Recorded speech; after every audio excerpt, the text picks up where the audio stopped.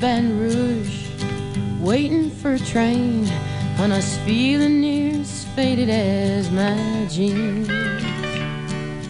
Bobby thumbed a diesel down just before it rained and rode us all the way to New Orleans. I pulled my harpoon out of my dirty red bandana. I was playing soft while Bobby sang the blues. Windshield wipers slapping time, I was holding Bobby's hand in mine. We sang every song that Javi knew. Freedom is just another word for nothing left to lose. Oh, one of my all-time favorites. And that's what we get to do on All Request Fridays, right? I guess that would be me making a request of myself. Is that how it works? Can you ask yourself a question? Can I have 2 liters of pop?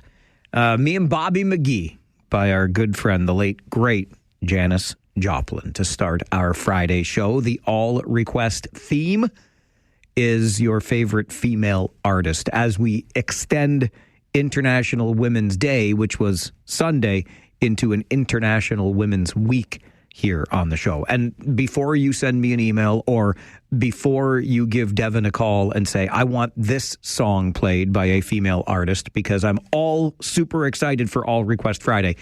We're jam-packed already. I'm sorry for that, but obviously we struck a chord with a popular theme. Maybe it's the easiness of it that made you get those requests in so quickly. But we got all that we can handle and then some. And so Devin will play these songs in the order in which they were received.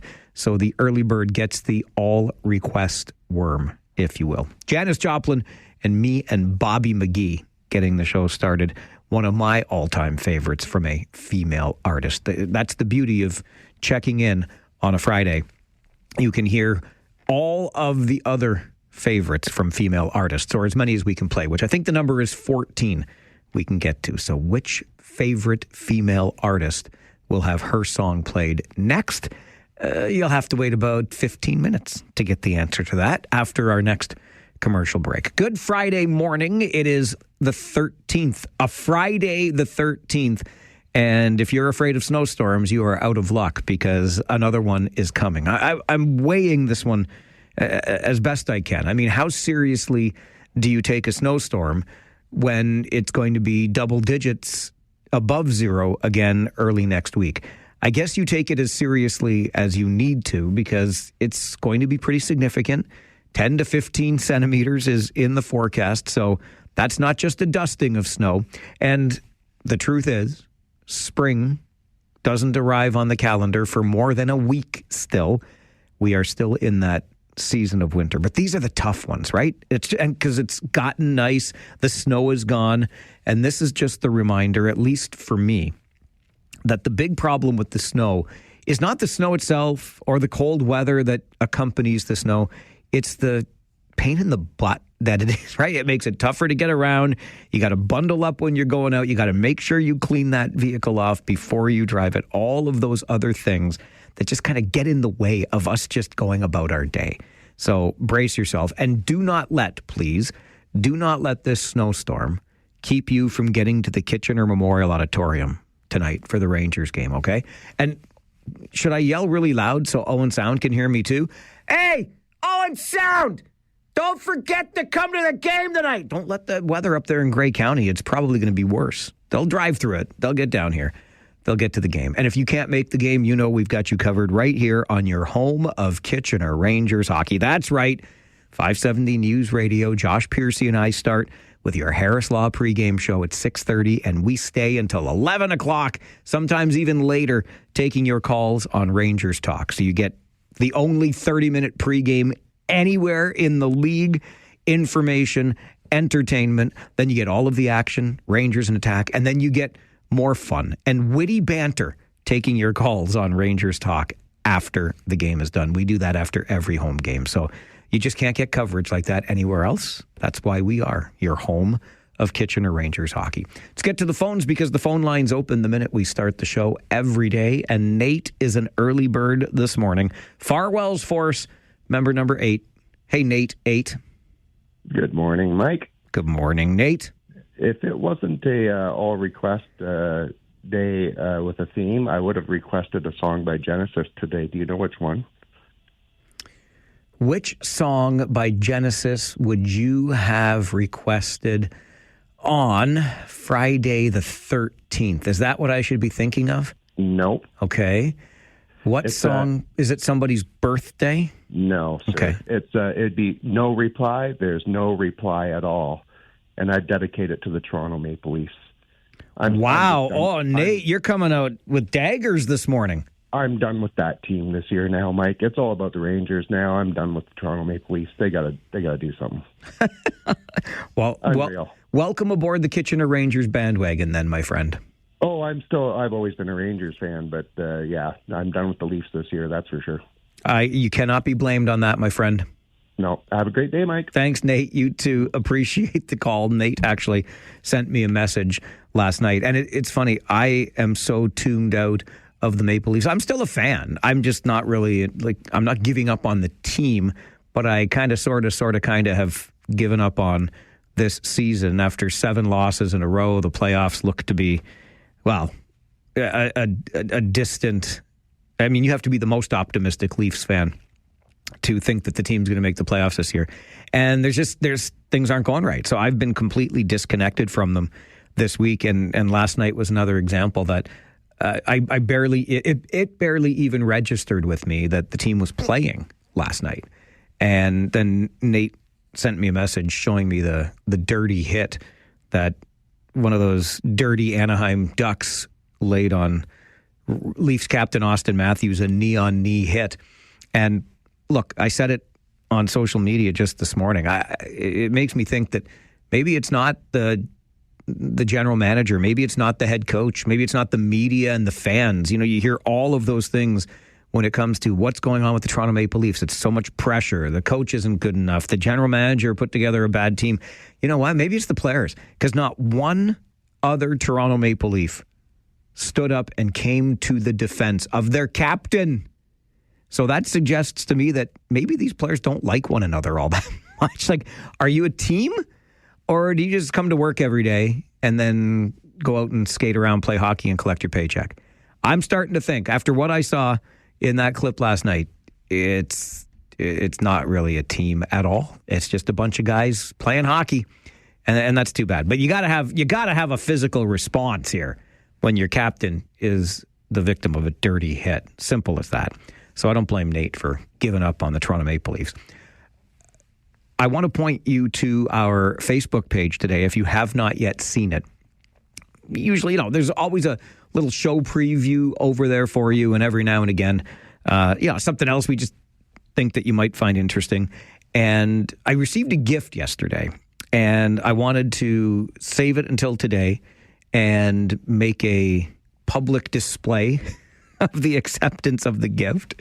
So you may remember a few weeks back, I posted a video on our Facebook page, facebook.com/The Mike Farwell Show. You just search The Mike Farwell Show on Facebook and it'll come up for you.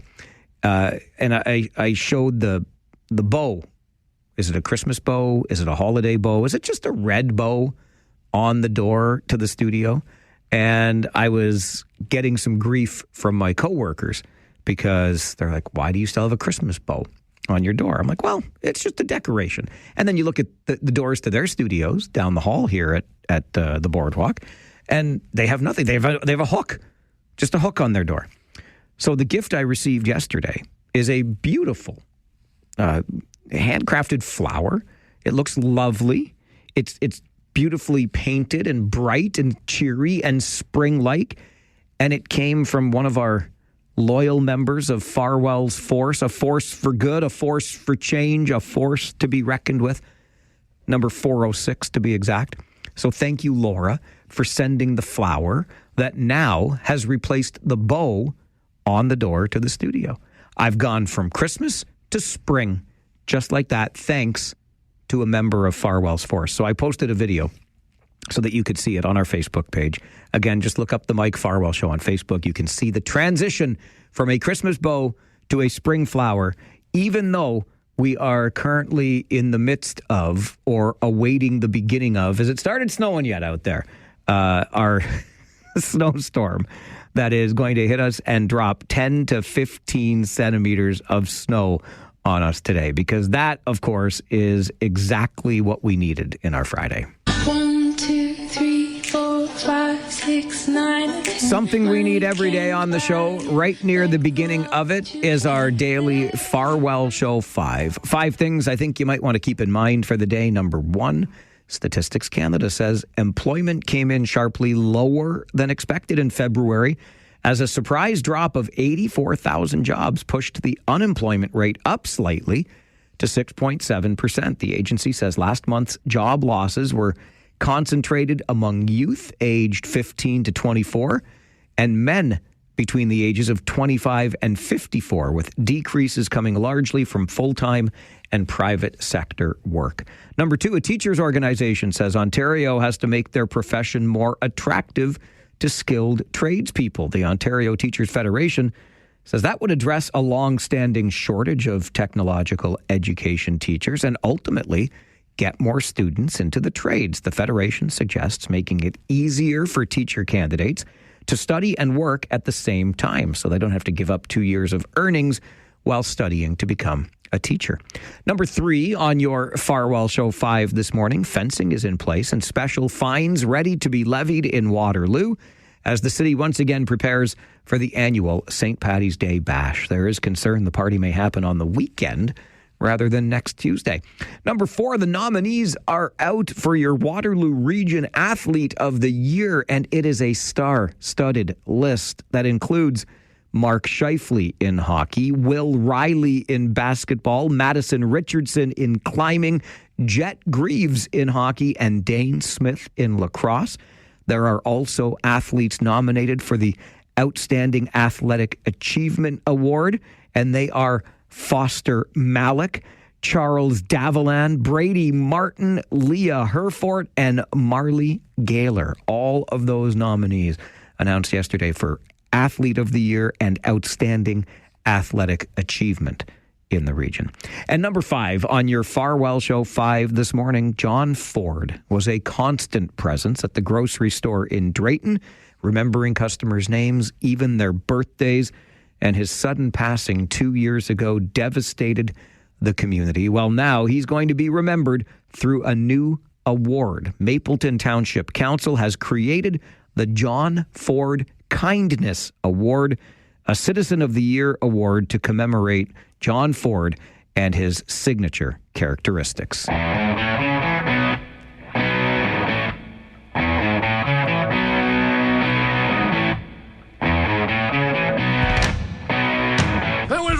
Bravo! I loved that. Oh, it was great. Well, it was pretty good. Well, it wasn't bad. Well, there were parts of it that weren't very good, though. It could have been a lot better. I didn't really like it. It was pretty terrible. It was bad. It was awful. It was terrible. Get him away! Hey, boo! Boo! That is your Farwell Show 5 for this Friday morning, the 13th of March. Your not $1 million question is coming up. The question we ask you, and though we cannot award you $1 million if you get the right answer, we will be very impressed with you and the intelligence that you bring to your listening of this show every day. But let's go back to the phones real quick, because Maureen is waiting to talk with us this morning. Hi, Maureen. Hi. I would just like to speak to you about the Paralympics. Sure. Everybody I talk to, nobody watches the Paralympics. It's all the Olympics. The curling, these guys, they do not have the luxury of sweeping. It is amazing, our curling team. And also, we sent 207 able-bodied athletes, and we received 21 medals. We sent a quarter to the Paralympics, 50, and we've already got 10 medals. So the Paralympics are out working the able-bodied Olympians. Punching above their weight. Yep, and we're not done yet. We'll still get one in which used to be called sledge hockey. It's now called para-ice hockey, and we should get one in curling. So we are not too far behind from the able-bodied athletes. And it is just amazing what some of these people, the bravery. Like these guys skiing that are blind, come on. Like, I don't know why it's not hyped up more. But anyway, that's the way it is every Olympics. Well, thanks for hyping it up a bit, Maureen. Appreciate that. Okay. Have a great day. You too. Okay, bye now. Yeah, you know what? We actually saw some of that skiing with the visually impaired skiers while we were away in Windsor on the weekend, and it's just astounding. Absolutely astounding stuff. There's a little earpiece getting some cues from a coach to help, I guess, to tell you when to make those turns. And I don't even want to think about it. I can't even imagine. I couldn't do that, obviously, with full sight, but to do it while visually impaired, forget about it. Absolutely incredible stuff. And I also saw a piece come across my social media of one of our male curlers, and one of the best curling shots you'll ever see, Paralympics or Olympics. I don't care what curling you're playing. It was one of the best shots you'll ever see, splitting through some guards that were up and taking out 2 stones from the other team while placing yours right where it needed to be. It was just an absolutely incredible shot. So, Maureen, thank you for reminding us and hyping up the Paralympians who are punching well above their weight when it comes to the medal haul that they've got. I said this when the games ended. I was a little bit disappointed in Canada's overall medal count at these past winter games, but nonetheless. Okay, let's get to that not $1 million question, shall we? Got a little question here, and if you can come up with the answer to it, we are going to mark you down as the smartest person that we know in this entire region for the day. But you got to come up with the answer. I can't give you $1 million. That's why we call it the not $1 million question. But boy, oh boy, are we going to be impressed with you. The question today is, the average Canadian has one of these that they have not used in at least a year. The average Canadian, are you an average Canadian, has one of these that they have not used in at least 1 year. What is this thing that we have not used in at least a year? Did you see how I presumed right there that you are an average Canadian? Of course you are. What is it that you've got but haven't used in at least a year? If you think you know the answer to our not $1 million question today, get in that queue and give us a call. It's the Mike Farwell Show, 570 News Radio and Rogers TV.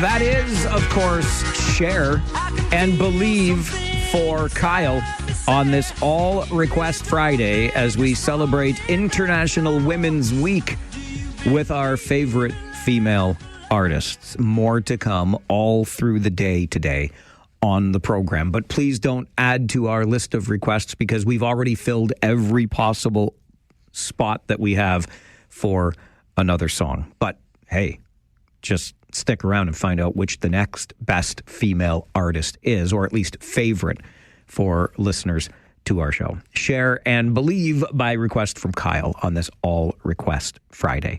Something else we do on Fridays, what we call the not $1 million question. I can't give you $1 million if you get the answer right, but boy, oh boy, will I be impressed with you.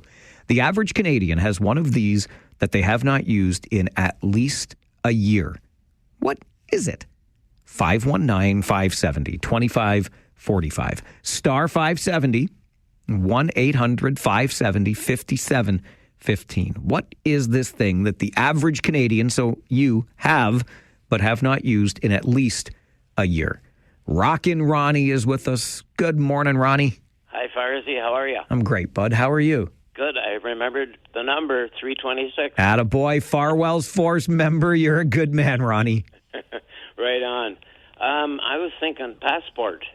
Oh, a passport. That's a very good guess. That never even crossed my mind. And not the answer we're looking for, but an excellent guess, my friend. All right. Go Rangers. Go Rangers, Ronnie. It is game day, baby. Rangers taking on the Owen Sound Attack tonight. Pre-game coverage starts at 6:30 right here on 570 News Radio. Not a passport.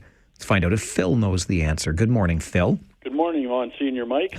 How are you, friend? I'm F Troop number 81. Attaboy. And it's snowing like blazes here in Stratford. So that puts the kibosh on any plans of going to Port Dover for Friday the 13th. Oh, my gosh. You know what? Some of those knuckleheads will still be out there, won't they? Yeah, there's that elderly gentleman who always just wears a Speedo bathing suit. Easy now, Phil. I've been to Port Dover. I've seen this before. I don't need to be reminded. Okay. My guess is a toilet plunger. A toilet plunger? You're lying. You just don't like to admit how many times you have to use it. Well, maybe you chew your food more than I do and don't need it. Oh, Phil, not the answer we're looking for, but thanks for taking a guess at our not $1 million question today. The average Canadian has one of these that they have not used in at least a year. What is it? Clinton, Farwell's Force, member number 35. Good morning. Good morning, Mike. How's it going? Great, thanks. How about you? Pretty good. Good man. Let's see if I can win this 2 weeks in a row. Oh, that's right. You were the genius last week. Yes, I was. You had two thoughts, and you chose the right one of them to make your guess. Okay. I have one thought right now. And it is? A key on a keychain. Come on, Clinton. What are you doing to me here? What? Did I win it? Come on. Well, are you I have many keys on my keychain that I don't use? You are. Come on. Do you go to the same source for not $1 million questions that I do? Because I didn't know there was a source. I thought you were just pulling these out of a hat or something. Well, they have to be true, right? Like I can't just make stuff up. I don't know. I thought maybe you have some special website, so I didn't know. The average Canadian has one of these that they have not used in at least a year. A key on a keychain. You're going to start having to have a backup question. Oh, don't worry. I got a backup question, pal. I got a backup question right here. 2 weeks in a row, do I win something? How about like Ranger tickets? No, I'm telling you, you are clearly the smartest guy listening to this show. Period.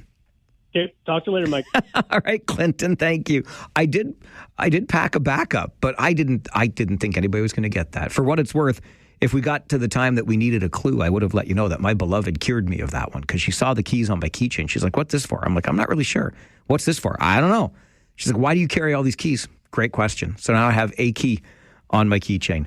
All right, I'll go to my backup question. John's on the line. Let's see. You know what? I'm just going to go right to him because Deb gave up on me already. I don't blame her. Hey, John, good morning. Good morning. How are you? Good, thanks. How are you? Good. Snowing up here in Durham. It's snowing in Durham. It's snowing in Stratford. Can you guys build a big wall? Wait, it's snow. I looked out my window. It's snowing down here in Kitchener too. Dang it all, John. Dang it all. Yep. All right. Yep. You want to take a random shot at my backup question this morning? Sure, why not? All right. Nearly 1 in 5 people, so about 20% of us, say they have accidentally washed this with their laundry. What is this? Their wallet. That's, you know what? I thought the same thing. But we are both wrong, John, I'm sorry to say. That's okay. All right, buddy. Keep the snow up there in Durham, would you? Thanks, man. You have a great day. You too, John. Good to hear from you today. So here we go on to not $1 million question number 2 because Clinton, don't even call on this one. Don't email me. I'm not taking any more of your ding-dang guesses. 1 in 5 people say they have accidentally washed this with their laundry. Give it some thought. We'll take more guesses after 9:45, and I'll give you the answer before 10. 1 in 5 have accidentally washed this with their laundry. I'm going to get you an update from the 570 News Center, and then let's talk about that time never to be forgotten. This is the Mike Farwell Show, 570 News Radio and Rogers TV.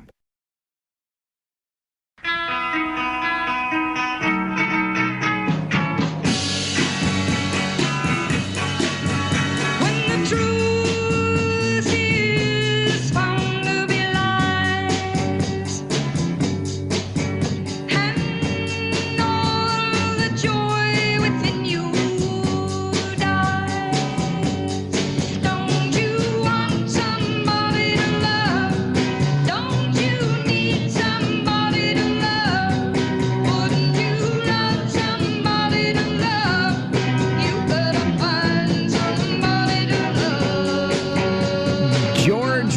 share a little bit of Grace Slick on this All Request Friday, celebrating International Women's Week with our favorite female artists. A little bit of Somebody to Love, the next favorite female artist, a little over 10 minutes from now as we continue an All Request Friday. But let's dive in to the first of our conversations on the show today. And this is a real treat for me. I got to be honest with you, because the gentleman who is with me in studio taught me a course many, many years ago when I was a student at the University of Waterloo, and opened my eyes in ways they had not been opened before about the history of this beautiful province where we live. And that history of the province of Ontario that I took with Dr. Kenneth McLaughlin all those years ago still resonates with me today. So it is a treat to have the distinguished Professor Emeritus from the University of Waterloo in studio with me this morning to talk about a new book called A Time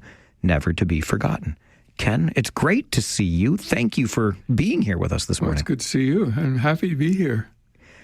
Ian Campbell Ormston is the person who signed up at 19 to the Royal Canadian Air Force to join the effort in World War II. What drew you to Ian Campbell Ormston's story? Well, the story was interesting because I was a friend of Ian's son, Charlie, and Charlie was being asked more about his father's career because his father didn't talk much about it. And Charlie said, "Do you know anything more about my father's career from your own research?" And I said, "Well, let me look and see, because I don't think I know a lot." I knew only that he had won a DFC, which is a pretty prestigious award. And he won it when he was about 21 years old. And I also knew that his plane had gone, he was a pilot, his plane had gone down in the English Channel, and he was rescued after 7 hours bobbing in the water of the freezing water of the English Channel. Had he not gone into the channel, he would have been in occupied Germany or France, and he would have been a prisoner of war. So I was kind of interested, but I didn't know a lot more than that. But that's quite a lot, I guess, in a way. It certainly is. And this was a young man who at 19 enlisted, originally from Montreal, but then post-war settled at what's still regarded as the farm in New Dundee. That's right, the Ormston Heritage House. That's where I got involved because I was working on a book on the house. That's my real field, of course, was heritage. And this information about Ian was just by the way. Although luckily for me, I did meet him once in his senior years.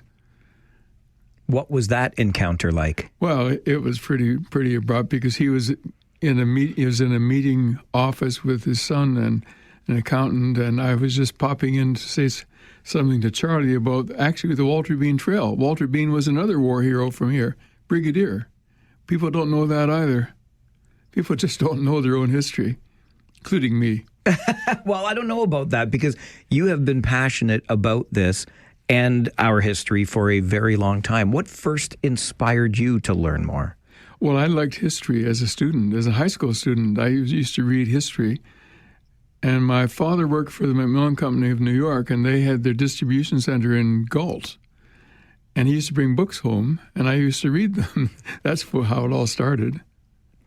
You titled the book A Time Never to Be Forgotten, and that was a deliberate choice. Why did you choose A Time Never to Be Forgotten? Well, it was about the Second World War and the bombing and the battle and these young men involved at the age of 20, 21, 22. Ian was a squadron leader at 22 years old. Squadron leader, that's an amazing story.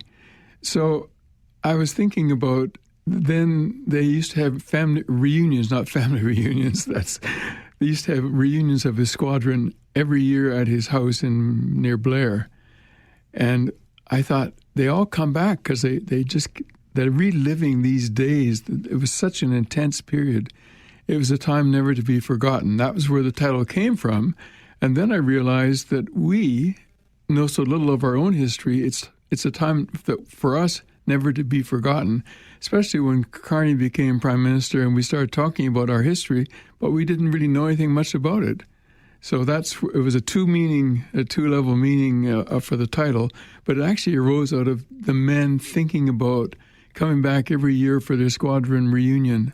Amazing stories. And it strikes me, Ken, that these men would come back for these squadron reunions right here in our community that we still call home today. But those memories that they shared at those reunions were likely contained to just those times when they got together again. That's what I think. But Charlie said that, he even after his dad became quite elderly, Charlie, the son, would organize those reunions because they were so important. I found that interesting, too, because at the time you see them coming for a reunion, you say, oh, well, isn't that interesting? And let it go at that, except then you think about the emotions that are tied up in those reunions. And I know that many of those men had nightmares from their experiences in the war. You would shout out at night, they would sweat, and it was hard for many of the children to live in the same house at night because their fathers were so caught up in the emotion of the war still after all those years. I think it really speaks to the impact that a war like that has on our humanity. And if you're right in the midst of it, if you're flying a plane in all of this, if you're going down in the English Channel, my goodness, there's no doubt that has a deep impact. Not only did he go down the English Channel, he, as a squadron leader, was given a new Spitfire, and unfortunately it got water in the fuel tank as he was taking off on a battle. His plane engine died right at the airport, and he either had a choice of dropping the tanks onto the houses nearby or trying to come in as a blind landing, and he crashed. Broke his spine, was sent back to Canada with a broken spine and a cast, recovered and became squadron leader in British Columbia. And after the war, he didn't fly again. No kidding. No kidding. I asked Charlie. He said, nope. He didn't fly again, but he had this plaque about the high flight and reaching out the face of God, and that was with him everywhere. It clearly moved him tremendously emotionally, but he chose not to be a pilot after all those flights. 150 tours over Europe in a battle. We're not talking about a sightseeing. We're talking about a Spitfire. He's in the battle squadron, not a reconnaissance. They were involved in battle. 150 times over Europe. That alone is shocking. It's an incredible number of flights being involved in that battle, and then to never fly again. Yeah. As we alluded to earlier, I think most of these men would share stories at reunion time with their former comrades and not share them necessarily, while they're sitting having a coffee or with their family at any other time. That's right. Yeah. Yeah. The reunion was really important, and they would come in from across Canada to be part of that reunion. And I saw the flag, the Air Force flag flying, and the ground set up, but I had no idea how intense the feelings were. Do you get any sense from your conversations with Charlie, Ken, about how he felt about his father's service, the Distinguished Flying Cross, etc.? He was tremendously proud of it, but you never know, and it was not on display, and it was not sort of the thing that he kept talking about. But the Air Force flag was often flying on their property, so I knew it meant a lot to him. Not only a squadron leader twice, but then he became an honorary colonel as well of the squadron, and that it was clearly important to his father and the others in the squadron who looked up to Ian as a squadron leader. That's why they would be coming back. I was thinking because HLI has got its own barracks in Galton. They have annual reunions, but not for the Air Force. Interesting. So the light infantry, yes, but the Air Force, no. Well, I mean, the barracks was there from World War I. Yeah, right. Yeah. You mentioned Prime Minister Mark Carney earlier, and I wonder your thoughts, Ken, on, because you talked about how much more important perhaps now than ever it is to know and understand our history. Does a book like this resonate perhaps more today, given the state of international affairs? I know when you were my student, we didn't talk about the war. We certainly did not. I didn't teach anything about the war, and my professors who had been involved in the war didn't talk about it. So it's a whole new generation that are now rediscovering the importance of the war. Battlefield tours are big business as well. Vimy Ridge and places like that. So I think we've come to an awareness of what Canada rose to during the war. We've kind of put that aside. And I think it's time to go back and reconsider the tremendous role of Canadians in the war. And I kept thinking about Donald Trump and his comments and thinking that Canada was involved in the war for nearly 3 years before the Americans even joined. So give me a break from talking about Starmer is not Winston Churchill, but Donald Trump and his country were really hesitant about getting involved in World Wars I and II. What are you working on these days? There's always something. No. Well, I'm still thinking about this book and this project. This was an emotionally hard project because I began thinking, what was I doing at age 19 what was I doing at that age and how was I responding? And I tried to explain this to my granddaughter, who I drive to school every day, and we were talking a lot about what it's like at that age and how you respond to it. And thank God for Sky, because she was always willing to listen to my concerns about explaining it to this generation. Yeah, you and I were talking before we came on the air about somebody at the age of 19 signing up and enlisting to go to the front lines to be involved in aerial combat.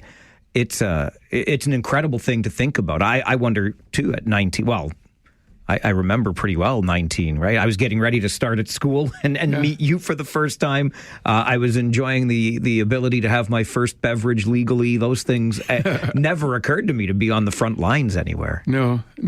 I've often thought about what was I doing at age 19 and age 20 and how I've responded when he's taking leadership roles in the war. I mean, it's pretty incredible. Yeah. And the documents, I found all those documents that describe the battles. And they referred to him as Ormy, not Ian and not Ormston, but Ormy. Ormy did this, Ormy did that. And they rescued. Ormy was nearly shot down several times and in battle. And all that came through in the documents. And you never see that normally. There's a battle. But this one was really personal. And the documents that I discovered were really personal. I only found them because I looked up the word Ormy rather than Ormston. And when I looked up Ormy, I got a whole raft of documents because it was actually in Google in the beginning, where Ormy's name appears as Ormy, not Ian Ormston DFC. I found that fascinating. Incredible. Yeah. So the family because as I had mentioned, Ormy, originally from Montreal, settled in New Dundee following the war. And that family, well, you talked about the farm is still there. So the family roots remain here in the region now? Absolutely, yeah. Incredible stuff. It is incredible. All these years later, you're still getting me thinking and teaching me new things. Thanks for the book, Kenneth, and thanks for making time for the show. No, I'm happy to come. Thank you. Dr. Kenneth McLaughlin, Distinguished Professor Emeritus of History from the University of Waterloo, joining us on the show this morning to talk about a time never to be forgotten. Oh, where can we get it? Wordsworth. Thank you. It's got to be. David and the team over there do great work. Thank you. Wordsworth books in Waterloo, definitely worth learning more, as Ken has just explained to us, about a local war hero from World War II, a time never to be forgotten. This is the Mike Farwell Show on 570 News Radio and Rogers TV.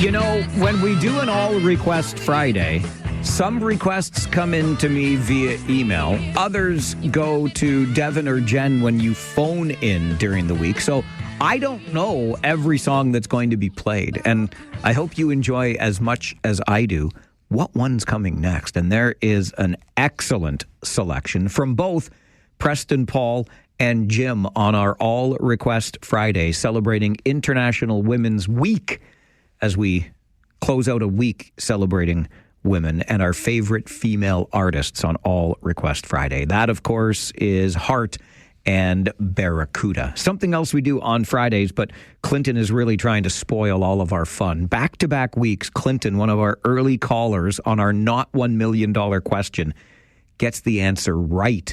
I didn't think that one would be answered. The original question, the average Canadian has one of these that they have not used in at least a year, and the answer was a key on a keychain. So we put that one aside. I had a backup ready, not that I thought I would need it today. And we're asking you what 1 in 5 people have accidentally washed with their laundry. Let's go to the phones, take more guesses before we get to the 10 a.m. news this morning. Francis is with us. Good morning, Francis. Good morning. I didn't think it was that many, but anyway, how about money in your pocket? Listen, Francis, if I had money in my pocket, it might end up in the laundry. I got no money. I pay all my taxes. That's what's going on around here, you know. Well, you know, I used to service major appliances, washers and dryers, and one time I had a dryer breakdown on the bottom of it. This shows how old it's been, with a $2 bill completely washed and folded. I love it. Now you had a fresh, clean $2 bill at the end of your work. Yes, that was a nice tip. It was for sure. Not the answer we're looking for, Francis, but it's good to hear your voice. You too. Bye. Thank you. Bye-bye. Let's go next to Preston Paul. He's got great taste in music. Let's see if he knows the answer to the not $1 million question. Hey, Paul. Hey, Mike. How you doing, buddy? Great, pal. How are you? All right. Good choice with Heart there, buddy. Excellent song. Yeah. There's so many good choices. There really is. Yeah, agreed. Yeah. All right. So 1 in 5 people say they've accidentally washed this with their laundry. What is it? Their keys. Who? What now? Their keys. Their keys tied into the first answer. You got her, buddy. Not the answer we're looking for, but I appreciate it, Paul. No problem. Okay, pal. Enjoy the rest of your day. I love it. Their keys. No, not their keys. Let's see. Ed sends an email to Mike at 570news.com, says, your paycheck. It happened to me one time only. Not the answer we're looking for. Ron says a dryer sheet, like a bounce sheet that was in there. Also not the answer we're looking for. 1 in 5 of us has accidentally washed this with our laundry. What is this? A pair of earbuds. Those darned earbuds. We were telling you last week on the show about my buddy who works for the Kitchener Rangers who left his earbuds behind when we did our recent road trip to Erie. So he went all the way back because they were still pinging him through his app on the phone. He knew they were still in the hotel where we had stayed in Erie. Went all the way back, came home empty-handed. I thought, wow, that's a long way to go for a pair of earbuds. Interestingly enough, there's more to the story. The kid wouldn't give up. Like, I admire this guy, like I can't even tell you. And he had them pinging at a home in Erie, and he was relentless. And now the earbuds have been shipped back to him. So after all that time and all that trouble, he's getting his earbuds back. I hope now he doesn't become like 1 in 5 people who have accidentally or will accidentally wash their earbuds with their laundry. That was the answer to our second not $1 million question today, because Clinton spoiled the fun on the first one. Boy, he got the answers fast 2 weeks in a row. An update from the 570 News Center coming up. The next 30 minutes, brace yourself. Winning $100,000 and supporting our community. We'll tell you how you can do that. Plus, all that jazz in Cambridge, a second annual jazz festival, comes up a little more than a month's time. We'll tell you about it next on the Mike Farwell Show. 570 News Radio and Rogers TV.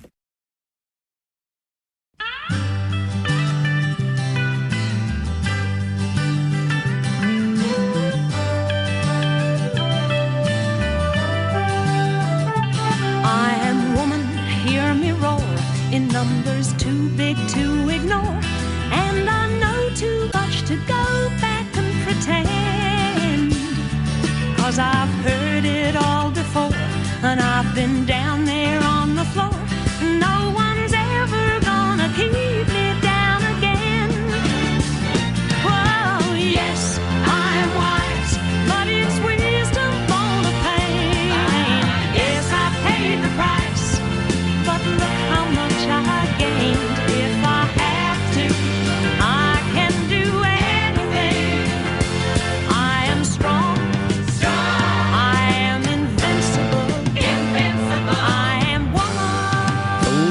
Helen Reddy for Grant on your All Request Friday, celebrating International Women's Week with our favorite female artists on the show today. Keeping in the theme of music, are you ready for All That Jazz? Because it's coming back to Cambridge. The second, I'm going to call it annual. I noticed the website only says second Cambridge Jazz Festival, but I'm putting the annual tag on our guest, Dave Ottenbright, who's the founding director of Galt Jazz and the chair of the Cambridge Jazz Festival. Dave, don't try to get away with only doing this twice. I'm making sure you do this every year, you see? Thanks, Mike. You're welcome. I appreciate being nominated. Exactly. I just voluntold you for more work in the future. But let's talk about the origins of jazz in Cambridge. I know you are passionate about the style of music, but from Galt Jazz to the Cambridge Jazz Festival, how did this all evolve, Dave? Well, my wife and I moved here 7 years ago, and we took a look at our downtown. And, you know, like a lot of downtowns in municipal areas all across Canada, there were some social problems. Our downtown needed a little bit of a boost, a little bit of help. One of the things that urban planners always say, specifically Jane Jacobs, is that you have to bring people downtown to make the streets safe. It's called Eyes on the Streets, and that's, you know, population density, all of that is hand in hand. So we decided to do something to bring people downtown to enjoy music, because that's the greatest uniter among us all. So we started Galt Jazz. June is going to be our 50th consecutive show. Where has the time gone? No kidding. So, you know, we started this, and suddenly it caught attention, and we started winning awards, and we've been having a ball with it, a lot of fun.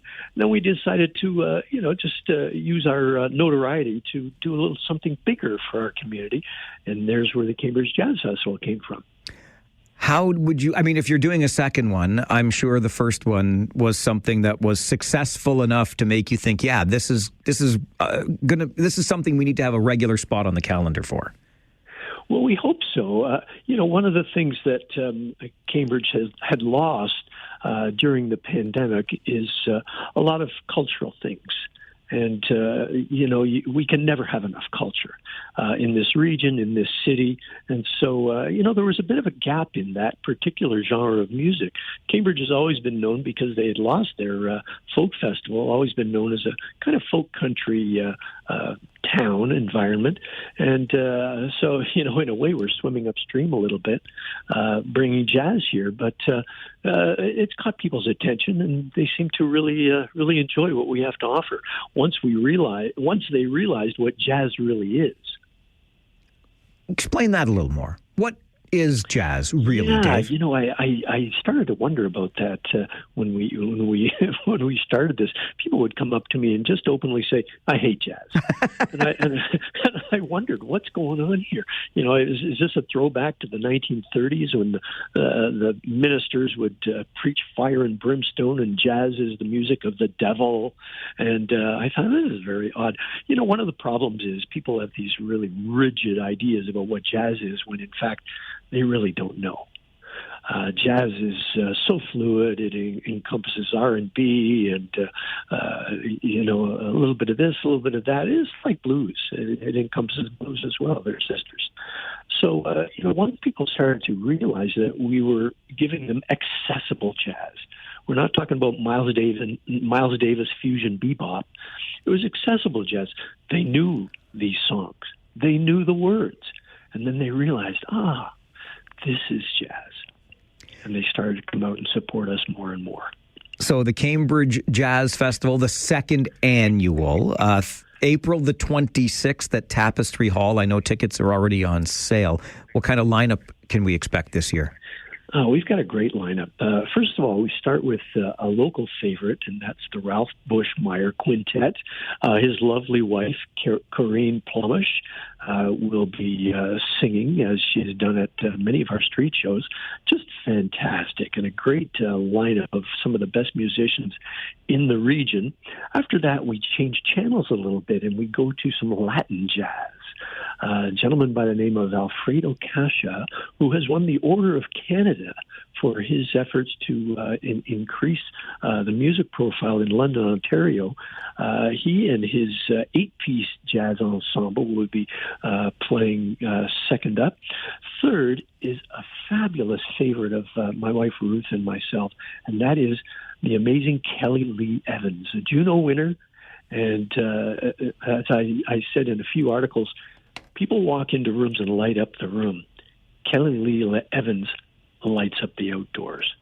She's amazing. She's a motivational speaker, and you will not be more uplifted by any jazz artist that I have ever seen. Last but not least is our headliner, and that is the iconic Shuffle Demons. These guys are so much fun, and not only are they fun, but I think, 4 out of 5 of them are Juno winners in their own right. The group has won Casby Awards, and just, you name it, they've won all kinds of awards. Really terrific. And just lots of fun in their kooky outfits. They'll probably lead a conga line all through the Tapestry Hall. And if you want to come out and have some fun, Tapestry Hall, April 26th is the place to do it. I know it is. How do we get tickets, Dave? Tickets are available online, and our online website is CambridgeJazzFestival.ca. Don't go to UK because that involves airfare. And yeah, we don't want to do that. And you can go online. There are 2 options, actually. One is a regular price ticket for $45. The other is an enhanced ticket, which includes a beverage and some great food offered by the Tapestry Hall kitchens, which have been known to push out some pretty nice food. And that's a $69 ticket. So CambridgeJazzFestival.ca, the place to go. Sunday, April the 26th is the date. $45 for a general admission, $69 for that enhanced ticket. And what a great day to enjoy some jazz and think ahead to nice weather, too. Now, there's a couple of other things I want to add, Mike. Sure. Number one is that we are a nonprofit. And one of the things we truly believe in is our cause mandates that we give back to our community. We have raised over $15,000 so far for our local food bank. This particular jazz festival, last year, our jazz festival gave $5,000 to the food bank. This year, our jazz festival is going to have a 50-50 for our food bank, and we're giving $300 to every Cambridge High School music program. That's to make up for the funding squeeze. And as we all know, this funding squeeze affects all education. And but specifically, we picked the high school music programs. So we have a music educator in our family, and she has told us about some of these great educators are going into their own pockets to pay for things like strings and reeds and mouthpieces and music charts. And that's just not right. And by the way, I don't know if you were paying attention, surely you were, but my idea was stolen by the provincial government. Did you notice that? They're giving money to teachers now. We're going to talk about that on our Friday 4 roundtable in the next hour, Dave. Thanks for the segue. That's my idea. And that's okay. If they want to call me anytime for some fresh ideas, I'm ready for them. You know, I have known folks who have been in our community for 77 years that have not done as much for their community as you and your wife have in the 7 that you've been here. I love your passion for the community. I love your passion for jazz. And this is a great way to give back through your nonprofit. Well done, sir. Well, thanks, Mike. You're very kind. I appreciate your time on the show and looking forward to the 2nd annual Cambridge Jazz Festival on April the 26th. Thank you, Dave. All the best, Mike. You as well, sir. Bye-bye. Enjoy your Friday the 13th, my friend. I will as well. Thank you very much. Take good care. I know. Bye-bye. Dave Ottenbright is the founding director of Galt Jazz and the chair of the Cambridge Jazz Festival. Get ready for Festival number 2. It's a Sunday, April the 26th at Tapestry Hall in Cambridge. You heard Dave run down that entire lineup, local artists, and of course the Shuffle Demons, multiple Juno Awards within that group. CambridgeJazzFestival.ca, the place to get your tickets. They're going to be supporting music education through a 50-50 raffle this year as well. It's just a great way to enjoy a Sunday full of music and support our community as well. CambridgeJazzFestival.ca. A quick timeout. When we come back, that jackpot. Last time I looked, it was almost $93,000. I'll bet you when I look again during this commercial break, the jackpot's going to be even higher. And when we award it, well, I don't get to, but when it is awarded later today, 100,000 without breaking a sweat. That's what I think. I'll tell you more about it coming up on the Mike Farwell Show. This is 570 News Radio and Rogers TV.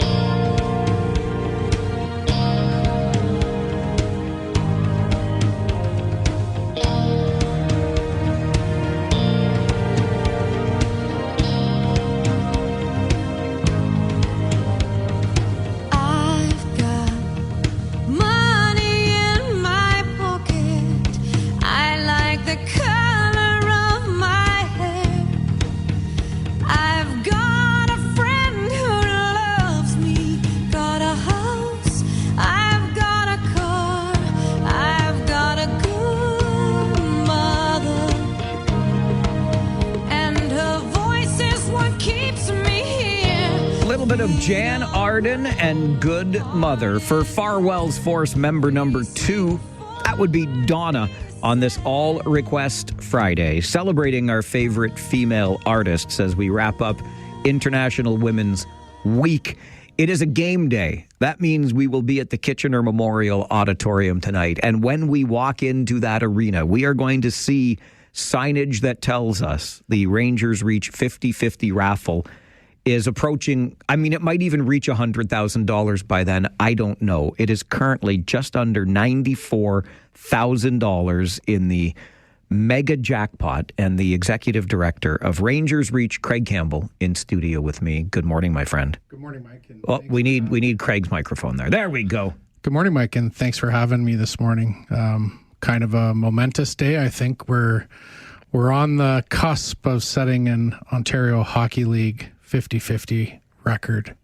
And I'm very, very confident that when I was here about 16 days ago, I'm pretty confident that it's going to be over 100,000. It will be over 100,000 to the winner, and that will be one nice check to present. It's unreal. And you already got more than the usual amount of money out of me, because when I got my reminder this morning, hey, get your 50-50. So it takes 30 seconds, click, and I doubled my usual purchase, even though I've been in every game day since the beginning of this. But that's fine. Well, and you never know. The big jackpot. Maybe, just maybe, the TSN Hockey Insider, Bob McKenzie, will be making the call to one Michael Farwell on Saturday. Stop getting me so excited. He could call me Michael, too, if he wants to. That's what I mean. Even I don't call you that. Craig, take me back to the beginning of this. 16 days ago, you and I talked prize a day. I mean, what an incredible run this has been for this jackpot. It's been unreal for us. We've had, oh my goodness, when I'm on the concourse on game days, I've had random fans that I've never spoke to before coming up to me saying, what a great idea this was. Like, love it. I'm in. And I think the prize a day for us, an idea that I concocted and hatched in my head back in the fall, make it come to fruition. And, the whole thing is for us about engagement, and hopefully people learn some things about Rangers Reach, other than the fact that we're going to give away some money and some prizes, that we're doing other things in the community with what we raise in these programs. It helps to fund. In the fall, we did $118,000 in community impact grants. Those are where people can apply for money from us. And, this will help support that moving forward for this year's version. So it's really that piece that had my focus on how can we do something big to make the other end bigger.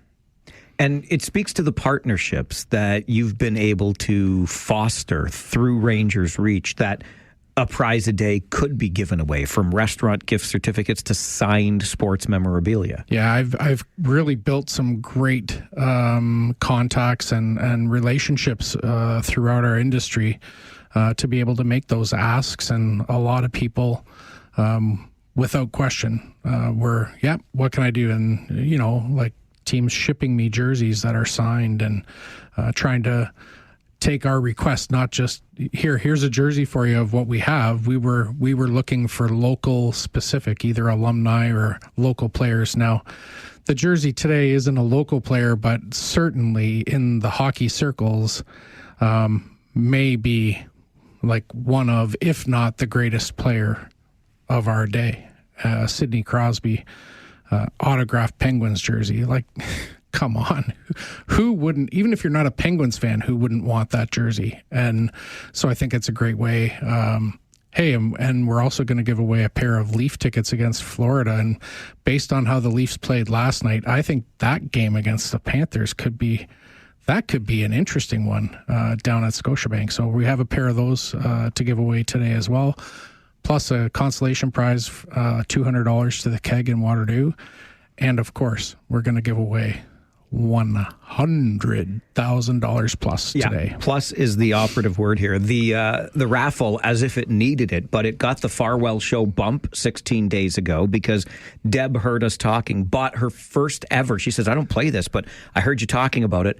Bought a ticket after hearing it on the show and won the first early bird prize of a $200 gift card to the Keg. I saw her going to pick it up when we were boarding the bus for a roadie the next day. Yeah, well, if I were Deb, and if she's listening today, like, get online and get another one, because you've obviously got some luck in your bones. So who knows, maybe the next one might not be the Keg card. You could buy a lot of Keg cards with that 100,000 plus. Absolutely. And I mentioned that I bought in this morning for more than my usual amount, but as much as I can't wait to see what this jackpot is at when I get to the rink tonight, because this will continue through the game. 9:15, you'll make the final draw. 9:15 sales will close. We do anticipate that there's going to be a bit of a run on sales today. It's just the nature of how things are. So we will close our sales per our license at 9:15 today, and then we have to allow some time for our system to fulfill the orders and get them all processed. Once we're confident that all the orders that are in carts and everything get fulfilled, then we'll click the button to make the two final draws for the consolation prize and the jackpot grand prize. And as I said, Bob McKenzie is going to call our winner tomorrow morning, 9:30. That is a pretty exciting thing. And we'll be at the game. We can buy tickets on site, but we can get tickets right this instant if we'd like. The jackpot, almost 94,000. I just hit refresh. More than $94,000 in the jackpot. Yeah, and the easiest way for you to get a ticket is rangers5050.com. All the options are there. Take your pick. If you feel like being lazy, just text the word WIN to 95050 and we'll send you a direct link to purchase. There you go. Text the word WIN to 95050.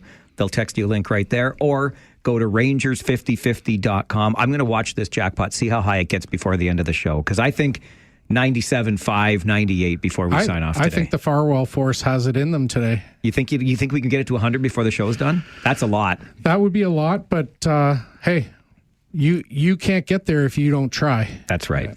Rangers5050.com or text WIN to 95050. They'll send you a direct link to get in on the draw, the big draw being made tonight, and Bob McKenzie calling you the winner tomorrow morning at 9:30. Don't sleep late. No, it's going to be awesome, and we're so grateful for all the support you've put behind Rangers Reach, not only for this event but for the time since our inception. I'm extremely grateful to have you as I would say a founding media partner, confidant and such. So we're really grateful. We love the raffles and the fun talking about the prizes, but the reason we do it and support it the way we do, Craig, is because the way Rangers Reach supports this community. That's what it's all about. I mean, great to cut this big, massive check and an equal amount's going into the community. Yeah, it'd be great to maybe one day in the near future just talk about that and not have to have an ulterior motive of pushing people to buy and support a big program. We can just talk about some of the great things we do in our community. I look forward to that, and I'll look forward to seeing you at the rink tonight. Always. Craig Campbell, Executive Director of Rangers Reach. The jackpot, more than $94,000. It's still climbing. I hit refresh again. Go to rangers5050.com. This is the Mike Farwell Show. 570 News Radio and Rogers TV.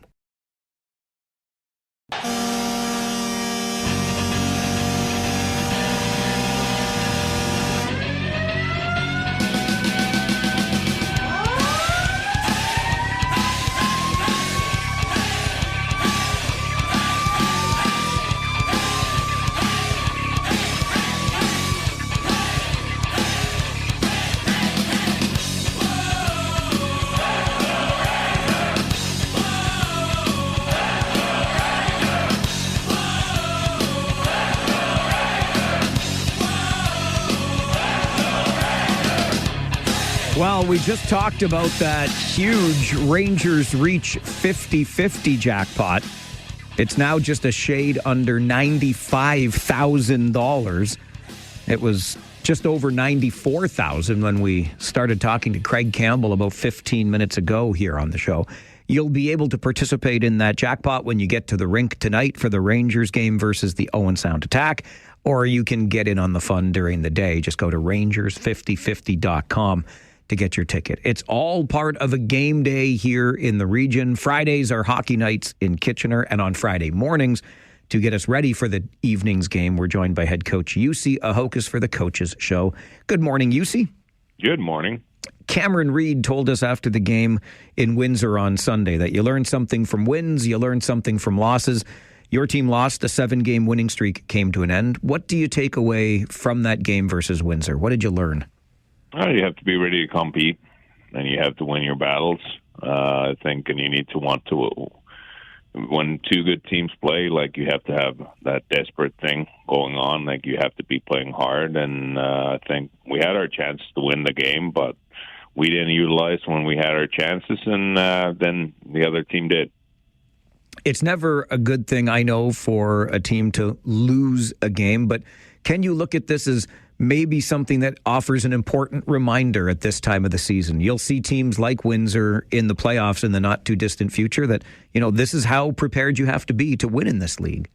Oh, yeah, for sure. It's a good reminder for sure. You need the urgency. You need to will the battle. And I don't say we weren't bad, but we weren't in top of our game. And if you want to win good teams in this league, you have to be in top of your game. What did you spend your week working on to get ready for a 2-game weekend against divisional opponents? Yeah, well, of course, just breakouts under pressure, battle drills, a little bit of special teams, but all in all, a little rest also. We've been going the last 6 weeks. We've had a midweek game every week, or even back-to-backs in midweek, so it was actually good. We got a week of practice and a little bit of rest there too. This is really important for a hockey club, and I think we sometimes overlook it, don't we? Brandon Murley is very involved in this on your team, I know, with keeping the players in good condition and healthy as well as the rest of the staff. But 68 games, it's a long season. If you want to play long in the playoffs, you got to make sure rest and recovery is a part of your routine. Oh, yeah, and of course the right kind of exercises and doing the muscle activations and just there's a strength work and all in all, and Brendan Murley has done a great job, but we have to be smart about it also, that 68 games that you don't go too hard. We want to be best when the game starts. Matt Andonovski suspended for 3 games for a hit on Nathan Villeneuve of Windsor last Sunday. He gets a lot of minutes from you on that blue line, Jussi. How do you make up for those lost minutes this weekend? I think just the other guys have to pick up, and now like Forrest gets a chance to play today, and good to see him how he's progressed. And Snyder gets to play also, so it's for those boys, it's a great opportunity to show their skill. And then again, some of the other guys, Woolley, Reed, Soupy, Bilecki, they have to pick their game up, and maybe they get a little bit more minutes there. You know, we were just talking about this with the 68 games and how to stay ready for it all. Depth that you have, being able to bring in Schneider, being able to bring in Forrest, I mean, that's really key to a team that wants to go deep into a playoff run, isn't it? Oh, yeah, and of course we have McNeil. He's coming. He's coming up, and then we have, well, of course, DeRicolo has a suspension too. So, but yeah, you need players, you need bodies, you need depth, and then in playoffs, of course, you need to be lucky. Also, you don't want stupid injuries or bad injuries coming up. So it's all of those things. 5 games left starting tonight against the Owen Sound Attack. They are well down in the standings, but always a dangerous game when it's a divisional opponent. What do you have to do to be successful against Owen Sound tonight? Well, you have to get pucks to the net, and we have to win the net front battles. And then, all in all, we have to be on our game. They're a little bit cheap to rush. They're offense team, so you have to take their offense away. You have to be ready to defend hard. Your team on home ice, UC, I think it's up to 12 wins in a row. How important is it to have such a strong record on home ice? I think, of course, and it brings that we have the great fans and all in all, but we want to be strong at home. Like that's the key, and it's we have the 6th player always when we play at home, and so that's why we need still 2 or 3 wins for sure. 3 wins for sure that we'll get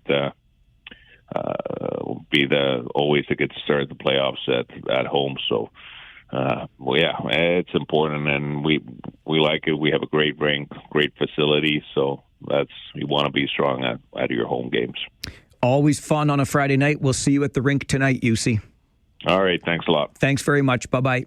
Bye. UC Ahokas is the head coach of the Kitchener Rangers, joins us every Friday morning just after the 10:30 news for the weekly coaches show. Max DiRicolo, if you're wondering about that suspension, it's kind of elementary or automatic. He has exceeded the fight threshold. He had his 4th fight of the season last weekend versus Windsor, so he sits an automatic 2 games. Matt Andonovski, a knee-on-knee collision with Nathan Villeneuve of the Windsor Spitfires. Villeneuve was fine, which is a very good outcome. It was only a 2-minute penalty in the game. I was surprised, if I'm being honest with you, at a 3-game suspension, but obviously the Spitfires wanted the video looked at, and when the video was reviewed, it was determined that Matt Andonovski would sit for 3 games. So obviously, better 3 games here in the regular season than 3 games in the postseason. But that is a big hole on the back end for the Kitchener Rangers. But the depth is there. Caden Schneider will find his way back in. Going to get another look at Alex Forrest, who's just had a terrific year in the GOHL. And even at the times he's been up with the Rangers, we've seen a lot from him. Depth is so important. With the Owen Sound Attack coming into town, and I'll get to why those 3 more wins that UC Ahokas talked about are so important in just a moment when we look at the standings. But there were 5 games in the Ontario Hockey League last night, and many of them, 3 of them, went to extra time. In Barrie, the Ottawa 67s pick up a 3-2 overtime win over the Colts. In Niagara, the Kingston Frontenacs hit the road and pick up a 2-1 win over the Ice Dogs. Another overtime game up in North Bay as the Battalion score 3 unanswered goals on the way to beating the Brantford Bulldogs 3-2. So Brantford leads the Ontario Hockey League in points. They only get 1 last night, so it keeps Kitchener a little bit closer to them, although there's still some ground to make up for first overall. In Peterborough, how about those Oshawa Generals coming in and knocking off the Petes on their home ice? 3-2 the final, Gens over the Petes. And the other OT game was in Windsor, where the Sault Ste. Marie Greyhounds picked up the extra point in a 4-3 win over the Spitfires. So what does that do to our standings? Well, coming into action this weekend, you will find the Kitchener Rangers in first place in the Western Conference with 94 points. That is 4 points behind the Brantford Bulldogs for first overall in the Ontario Hockey League. 5 games to go for both teams. The Rangers, can they make up 4 points? That's a lot to ask, but we'll keep our eyes on it. And again, Brantford losing but in overtime last night, so they still got a point. But Kitchener with 94 points and 5 games to go.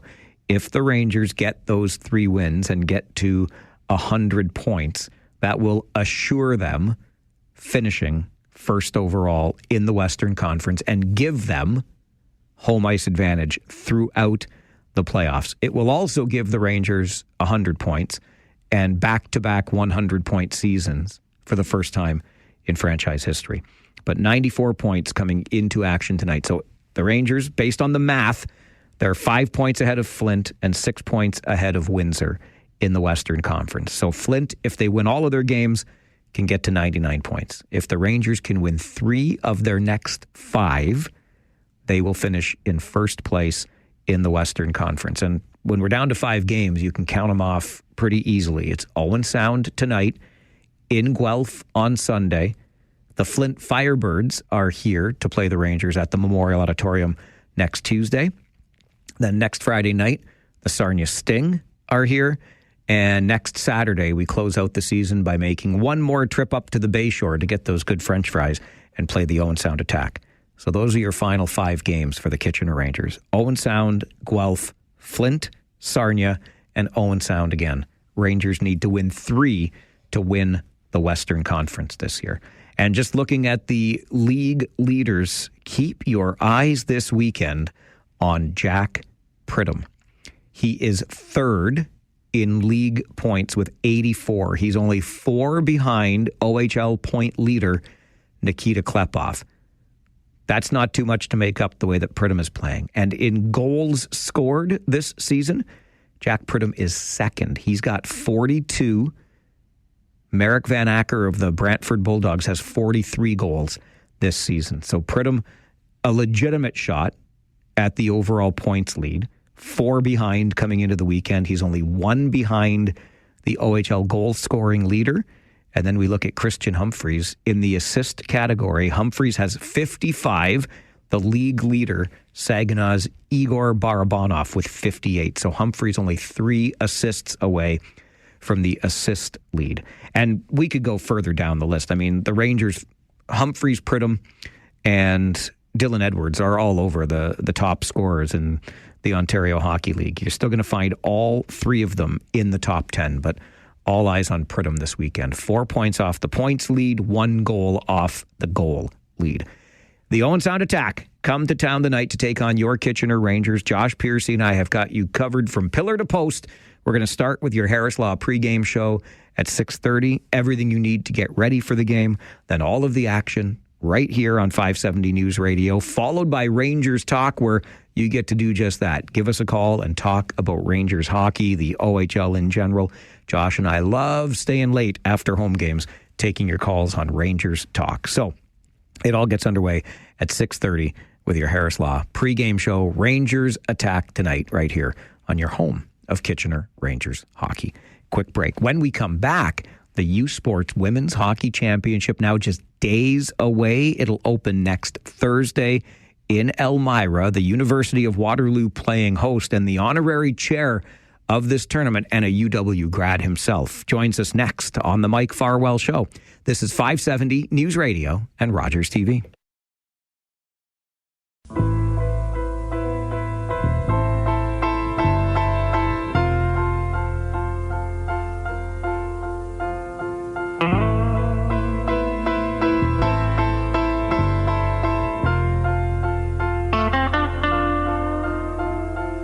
Every Sunday I would go down to the bar where he played guitar. You say you want me, I want another. It is an all-request Friday celebrating International Women's Week. And Mark wanted to hear Patti Smith and We 3 on the show today. And so Mark gets his request honored because that's how it works with All Request Friday. You send in the request and we play it for you. We are celebrating female artists as we wrap up International Women's Week here on the show. Patti Smith and We 3. Speaking of women, it is the USports Women's Hockey Championship in Elmira. It opens on Thursday at the Dan Snyder Memorial Arena inside the Woolwich Community Centre. And our University of Waterloo Warriors are once again playing host. The honorary chair of this year's championship is none other than Garrett Rank. Garrett is a name you probably know from the National Hockey League. He has refereed more than 600 games there. He came through the Ontario Hockey League. I got to know him a little bit there as well. And Garrett himself is a member of the University of Waterloo Warriors Hall of Fame. The interesting thing is Garrett is in that University of Waterloo Warriors Hall of Fame because of his varsity career as a golfer. But you know how it often works, right? That's the joke and the one that we take very close to heart here as Leafs fans right now, right? Golf season begins as soon as the regular hockey season ends, and the Leafs are always golfing early. People like to make fun of us talking about that.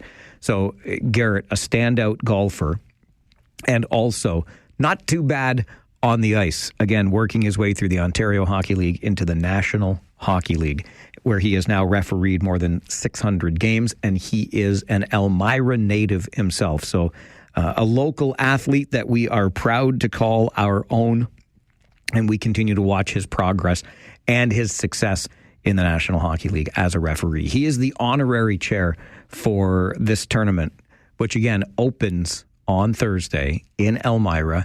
Back-to-back years, we get to play host. Now, I know that it was a heartbreaker for the University of Waterloo Warriors women's team in the first round, where they got stunned in triple overtime by the University of Guelph Griffins. What a series, a 3-game series. That's all you get in the OUA playoffs. And it went to a third game, Guelph winning the first, Waterloo winning the second, and then in triple overtime, the Griffins knocking off the Women's Hockey Championship host Warriors in that thriller of a game.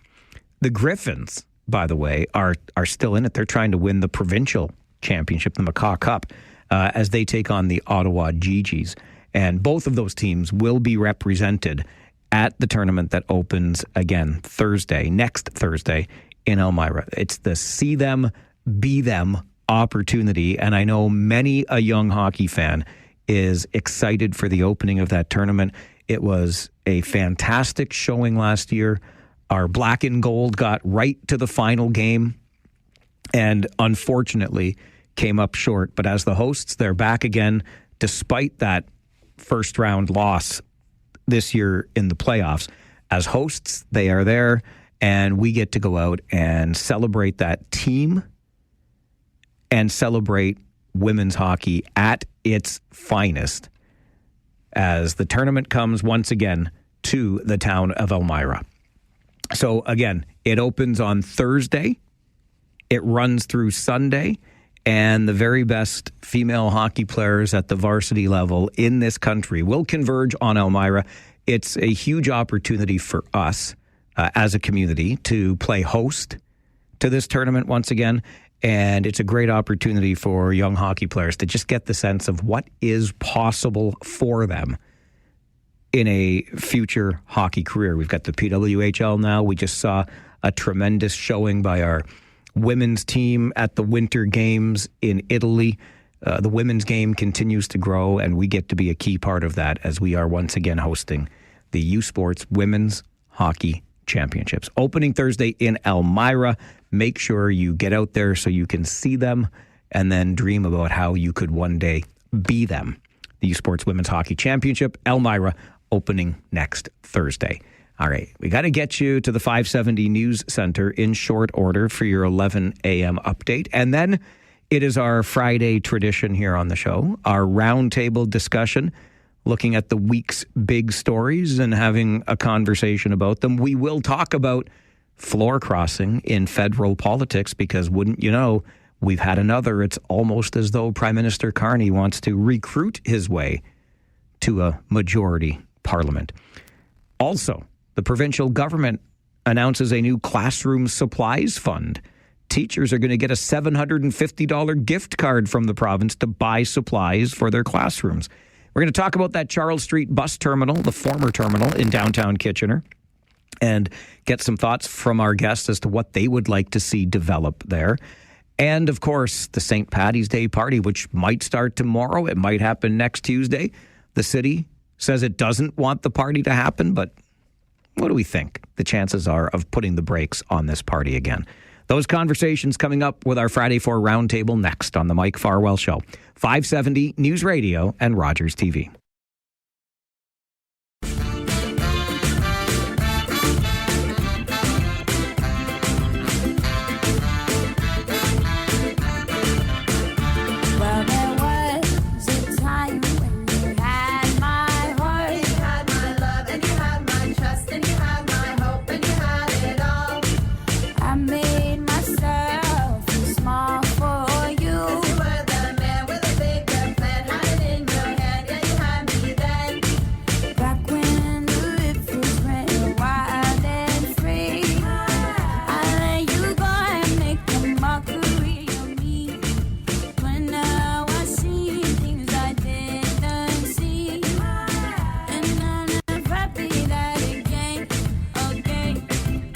That is some local female artistry. Alicia Brilla.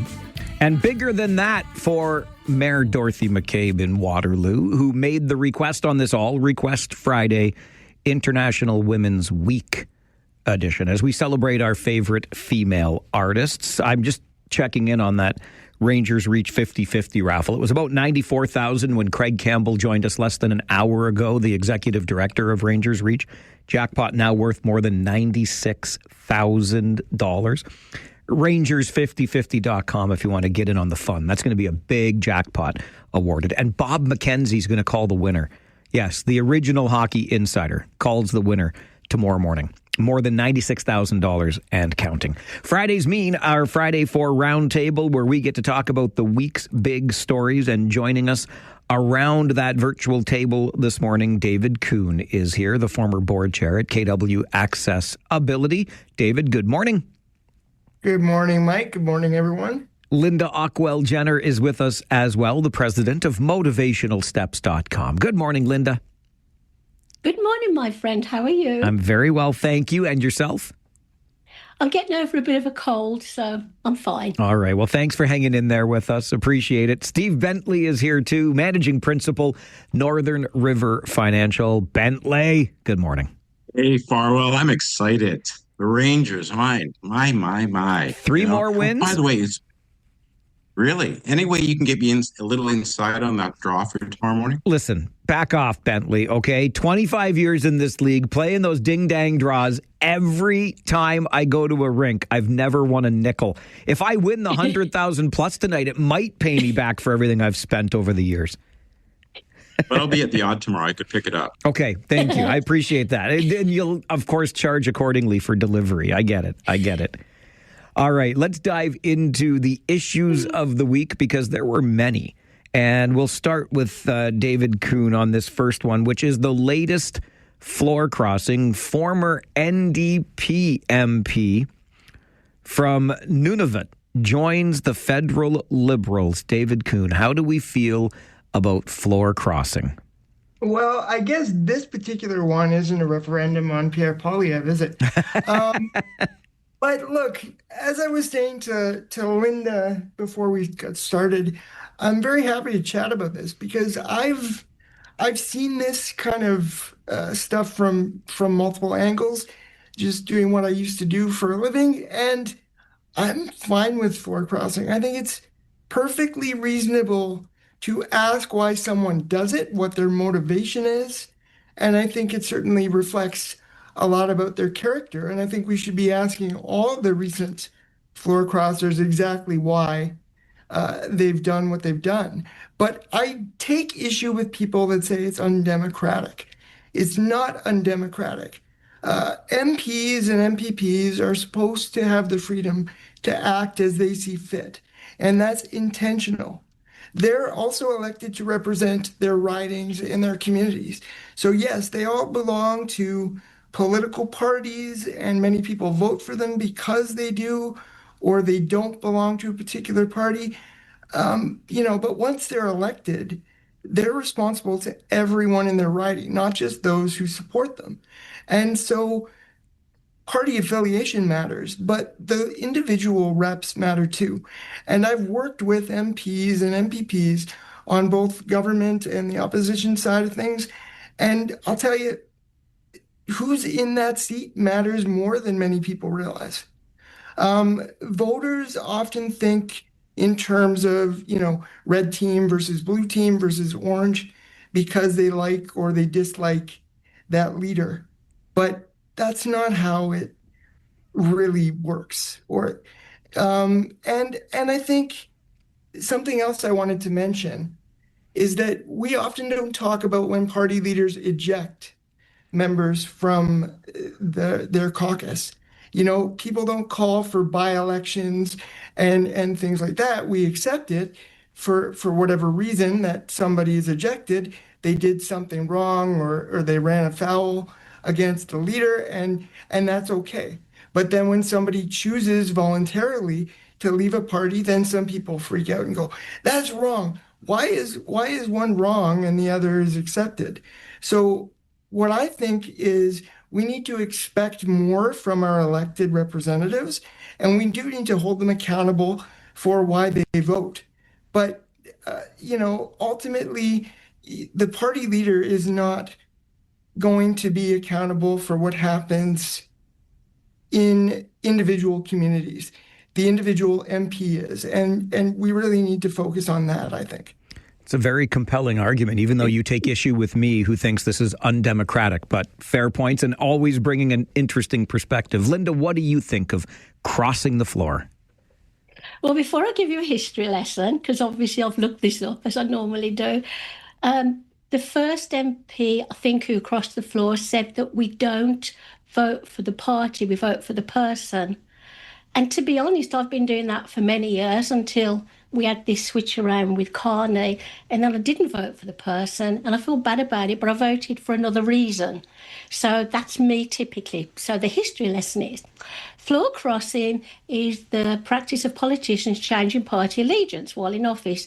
Did you know it's been a feature since the Federation, the Confederation? Yeah, the very beginning.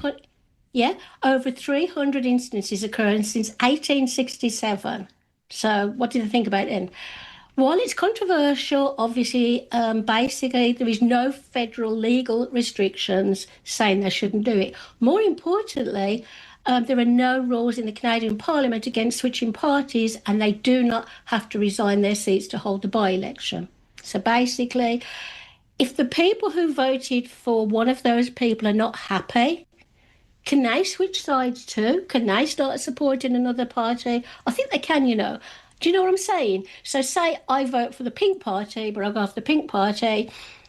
Legally, I can say, well, now I'm going to vote for the Orange Party or something like that. So why can't the politician do it? Also, if we voted for him or her and not the actual party, basically, I think they'll do a good job, whichever party they're in, because they are there to make decisions on our behalf. And to be honest, I think there is only one person who can make Canada better, and you know who that is. He's my I got a crush on him, Carney. So if they all cross over to the Conservatives, I'm very happy. Mr. Bentley, your thoughts on floor crossers? Did you just suggest that Carney could transfer over to the Conservative No, what Party? I meant was it could make Canada better. I think she realizes that Mark Carney is just a conservative in liberal clothing. But anyway.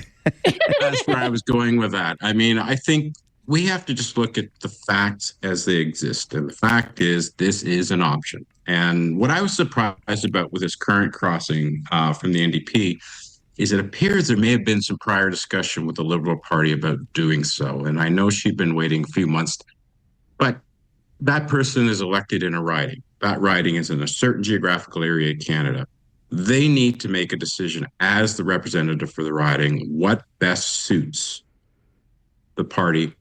In other words, the party affiliation with respect to where their riding is and what effect the opposition has, the governing party has, and somewhere down there, the NDP. I think it's important that we understand that while the laws are still the way they are, there is not a requirement to resign. There's not a requirement for a by-election. Okay. That said, I think there should be. And I think until we actually make changes to the law and the governing rules with respect to political floor crossings, then they have the ability to do it. And I can think that in this case with the NDP representative, she looks at her own pre-existing party and what effect do they have in terms of making decisions, getting issues resolved in their riding, doing some of the bigger things. We have to understand in Canada, orange, blue, red are very close in respect of maybe green too, a little further out. And I didn't mention the bloc. So it's a question where they're just a little right, little left, little centrist. And I think so there really isn't a big change, but I think ultimately we are in a very difficult situation in this world, in our relationship with our southern neighbor, and we have to make change. And that change is being affected effectively by what Mr. Carney is doing. I mean, he's just about to go up north, I think, up and into the Arctic and spend some time with multinational troops up there. He's flying all over the place, and he's got, I don't know, Polyev is traveling, and I don't know what his ambition or his role is in that respect, but he's at least taking effect. And I think those people who have crossed see that he's taking the bull by the horns, and he's moving forward to try and make the changes that we need as a country to deal in the global economic and political environments we sit in right now in the world.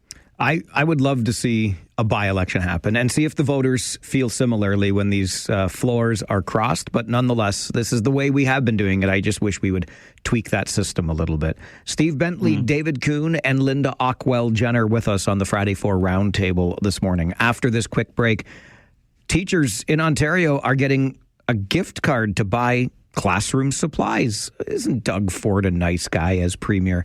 We'll see how our panel feels about it coming up on the Mike Farwell Show, 570 News Radio and Rogers TV.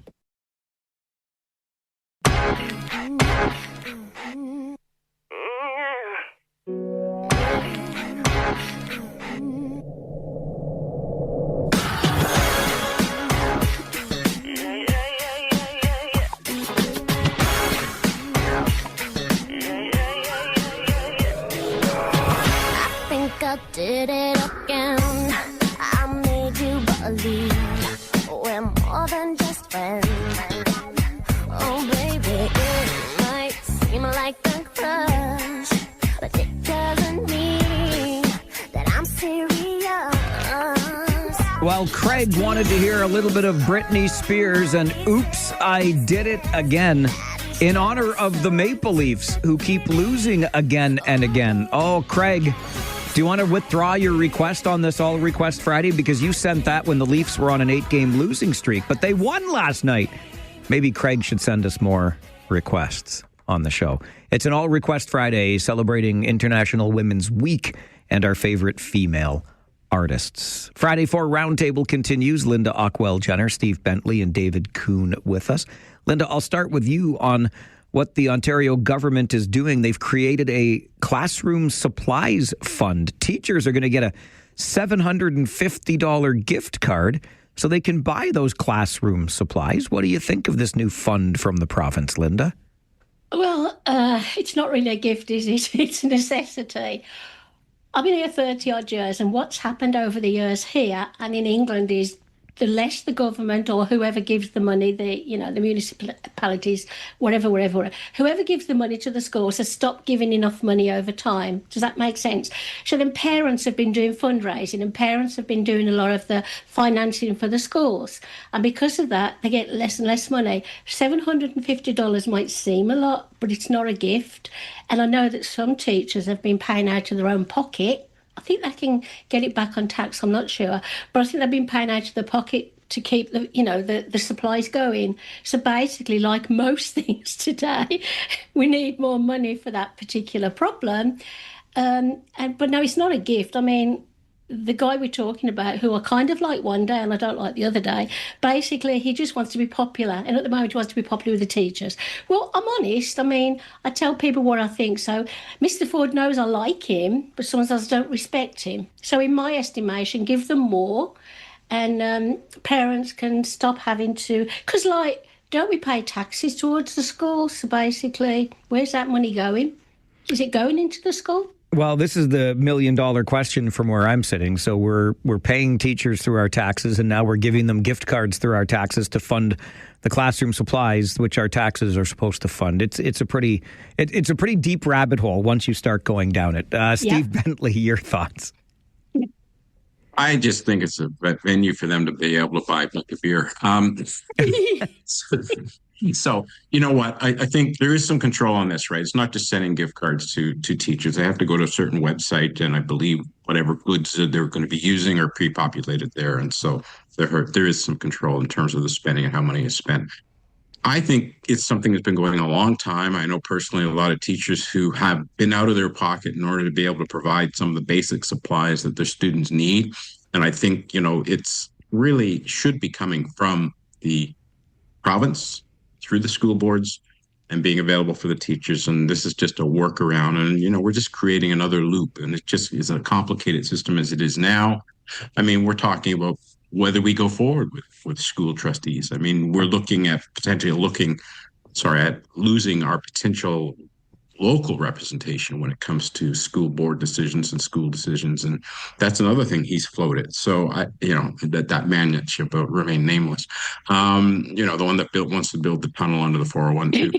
And build another couple islands in Lake Ontario for extending the airport and putting up a science center. Listen, those two things work together, Steve. The money, the dirt you dig out from under the 401 can build your island for you. Don't worry about it. There you go. But I'm supportive of it. I just don't like the menu in terms of the way it's being done, how it's being done, because I think it should really just come through the proper funding channels and be available. And that has, the provincial down to the school board control of how dollars are available and how they're spent. And I just think that there's a lot of teachers who will absolutely take advantage of this, some that won't. And I just worry about government dollars getting lost in this whole process. It typically happens. And so I'm thinking they're addressing something. I just think there's a better way of doing it. Imagine that, properly funding education or healthcare. We've been talking about this for generations and government after government here in Ontario. David Kuhn, what do you think? I'm kind of disappointed that they're going to do like they did for COVID funding and stuff like that during the pandemic.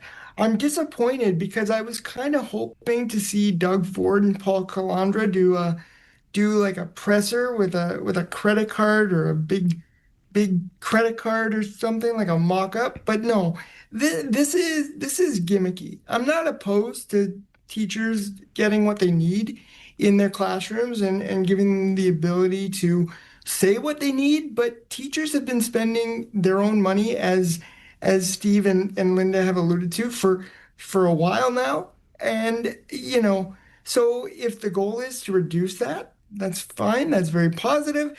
But the reality is education funding issues are rarely that simple. And I think many of the challenges in the system are systemic. They're built into how the system is structured, built into how it's funded by the current government. And we see that, play out with school boards all the time. You see it with trustees. Too often they're focusing on things they shouldn't be focusing on. Meanwhile, parents, teachers, support staff, they all see the gaps in the system. And it's not to say that school boards can't manage their budgets more effectively. In some cases, they absolutely can. But I don't think this is the way to do that. I think, how education should be funded is, through the province, through the Ministry of Education. That's how it should be done. It shouldn't be,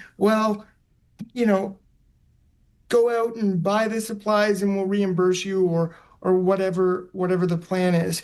I think we know that there are issues with the system, and I'd rather see something concrete done as opposed to this.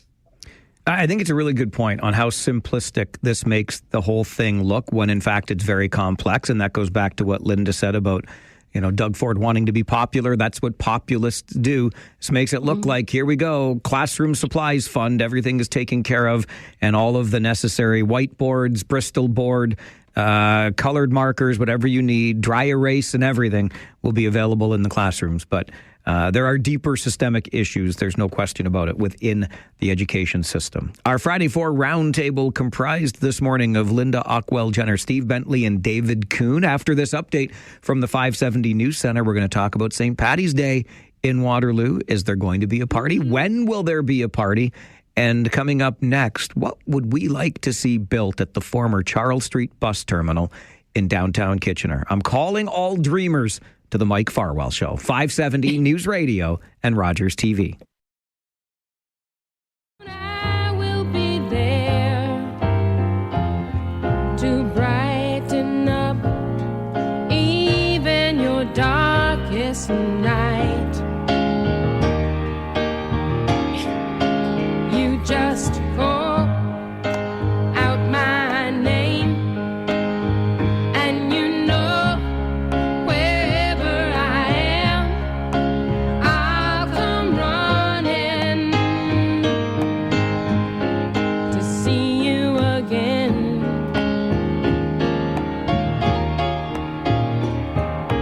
Winter, spring, summer, or fall, all you have to do is call, and I'll be there.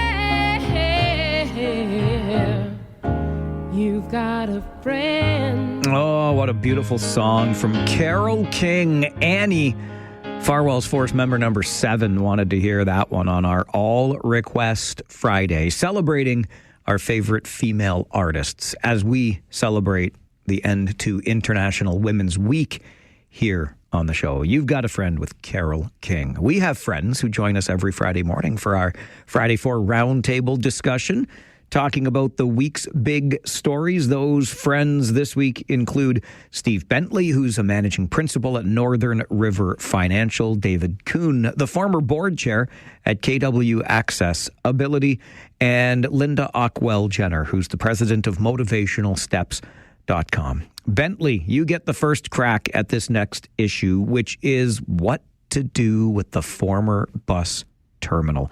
Our region says we should piece it out and do it in phases to de-risk the development. What do you think we could do or should do at the former bus terminal on Charles?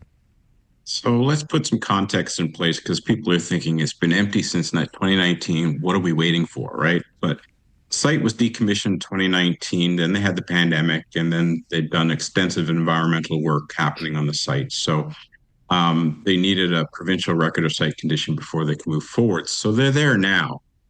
It's a perfect property to do a number of things with. And I think what we're seeing now is the city reaching out and saying, what do people want to see? I think a phased-in development works. I think public consultation is important. I think we need to have an open process, but there's so many things they could do with it. But I don't know that there's any clear direction on how we're going to approach that process. It just seems to be one where it's up in the news and people talking about it.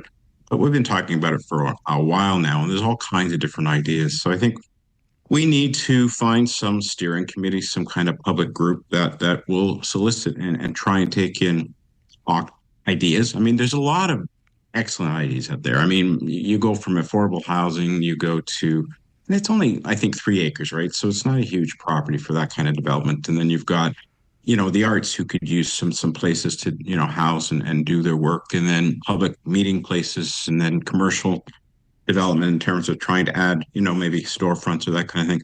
We already have a problem in each of the cities with respect to downtown space that's not occupied, because it's just been a very difficult number of years, and there's a lot of businesses who haven't continued. So adding to that footprint, I don't know if that really works, but I think we need to collectively have a group that is given the responsibility to solicit the citizens of Kitchener and say, what is the best use for this property, and go through in a process to try and identify some uses.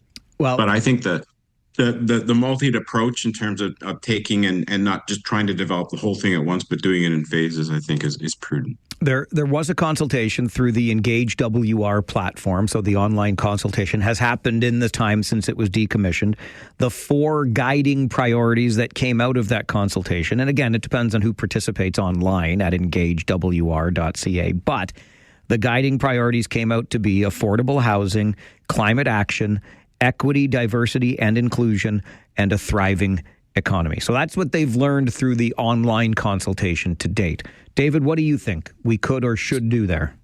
Yeah, so I agree with a lot of what Steve said. I think that's coming. I mean, I think there will be decisions made on, how best to approach development going forward. But I do think that, I look at it as it was once a hub of activity, obviously, as the main terminal, people coming from elsewhere into the city, from different points into the region. So I think, it would be kind of nice to have that continue with a mixed use sort of development. So, whether that's housing alongside commercial retail space, as well as public community space where people can gather, I think it would be nice when you have, a space like that central in a downtown. I think the best developments tend to be mixed use and multi-purpose. I think if somebody goes, well, we're just going to put up an apartment building or just housing, I think people are going to go, you're putting up more housing. It's not to say that that's not needed, but cities need lots of things to thrive. So I think a big part of what has to be put there would be something that is not just one thing. It can be multiple things and have multiple uses, and that's what I'd like to see. But I think that's coming, and obviously we've been talking about this since 2019, but there's been a lot going on since then. So I guess just wait and see. You know what this city needs to thrive? It needs a major sports and entertainment facility. It needs a convention center. It might need more hotel space. Yeah. These are the kinds. People have talked about that too. Yeah, for sure. These are the kinds of ideas I'm hoping will come from this. And frankly, I don't like the phased approach at all, because then I think you get this piecemeal approach to it. But Linda, what are your thoughts on what you'd like to see at the former terminal? I love all the ideas that you've given, but I love yours mostly. I forgot your name. I'm looking at Steve. I think your ideas are all very good. It's my cold. Please forgive me. But basically, when I look at Kitchener as a whole, right, and I've been here many, many years, the problem seems to be we haven't got a community feel. Like, I hope that when I moved here, that, say, the arts would all be together. So we got the centre in the square. We used to have the orchestra place, and we got the museum, the museum, not the Waterloo Museum. And I would love to see all the arts in one place, and I would like to see things closer to the library, and I'd like a community feel for this building. So, yeah, what you suggested, Steve, would be brilliant, and David and Steve and Mike. It would all be very, very good. But basically, the problem appears to be in Kitchener particular is that nobody can get their heads around it and plan ahead and plan properly. And if everybody has an idea, then who chooses the idea? So think about community. Think about, I think, what David said about bringing people together, and about what Steve said and you said, Mike, and think a bit of this, a bit of that, but it's all about the community, bringing us all together in some way. Does that make sense? Well, one of the other things about this, because I like where you're coming from, Linda, but who makes the ultimate decision? The region is hanging on to this and maintaining control. And again, bluntly, with no disrespect intended, I want them to get the hell out of the way. The government does not have to have its little paws on this, in my opinion. Just let's. You tell them. I'm trying, Linda, but can I get an amen? What annoys me is we don't seem to have a human feeling anymore. Like, I didn't see the old town hall, but it was beautiful. And there must be a reason why that was knocked down and we went more modern. Yeah. But we got a bit of modern, a bit of old, a bit of modern, a bit of old. There's no consistency. Mm-hmm. So how do we bring the community downtown We can't get any more stores because they don't want to be there. So why not start with this little bit? And it's up to us. It's not to the government. It's up to me and you, Steve, and Dave, David and Mike, Steve. It's up to us to make this work. So if the government and everybody else is listening, we should make the decision, because basically we have no community. We're all spread out so far, and a lot of people won't go to that area or downtown Kitchener for many reasons. And it's not homelessness and it's not mental health. It's because what is the reason for going there? Does that make sense, Steve? That's why we need an arena and a convention center. Thank you. Okay.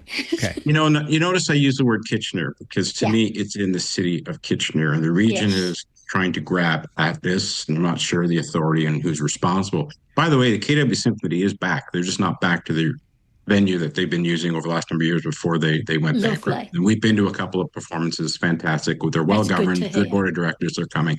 And that's why I talk about Engage at WR. Yes, it came up with ideas, but I still think we need some kind of organizing committee to look at specific options. And, we talked generically in some of the things you shared, Mike, but we need to move forward and have some ideas. Okay, what does that mean? What is going to provide that? And some structure and some actually solid ideas. And I think we're going to go there, but that's what we're waiting for. When? The interesting thing that Linda mentions, when, the old beautiful town hall and whatever happened to that. You know what happened to that? The city of Kitchener took a risk. It turns out in retrospect to have been a failed idea, but at least they took the chance. They got rid of the old city hall to make way for malls in the downtown, if you can believe it. Market Square and King Center come along, and there goes the beautiful old city hall. But at least they tried. And I think right now we're just sitting around going, yeah, okay, we'll do this little piece and then that little piece. We'll be super cautious. We'll be risk averse. We got to start thinking bigger in this town, or it's going to be a very boring place to live. If I can just jump in quickly, they've got to think about this like a business brand. Everything has to fit together so it's recognised as, it used to be recognised more as a German, an Oktoberfest, and we seem to have lost all of that. What is Kitchener recognised for now? So when they plan this Charles Street bus station thing, that might be the hub, it might be the part that brings the community as a whole together, and more tourists can come here too. Those downtown I think we should ask Mr. Ford. We should talk to Doug Ford. Why not? We got local MPPs who are representatives of the Conservative government here in Ontario. They should be on board with these ideas too, I would like to think. And those stores downtown that you mentioned, Linda, would love it if we brought 10,000 people downtown for hockey games or for concerts or whatever the case might be. Here we go again. Linda Ockwell-Jenner, Steve Bentley, David Kuhn. He's just laughing at me. Kuhn thinks I'm hilarious. He's very quiet. They're with us on the Friday 4 Roundtable this morning. We'll take a final break. Come back and we're going to solve St. Paddy's Day. Or if you can't beat them, maybe we'll all just join them. This is the Mike Farwell Show and our Friday 4 Roundtable on 570 News Radio and Rogers TV.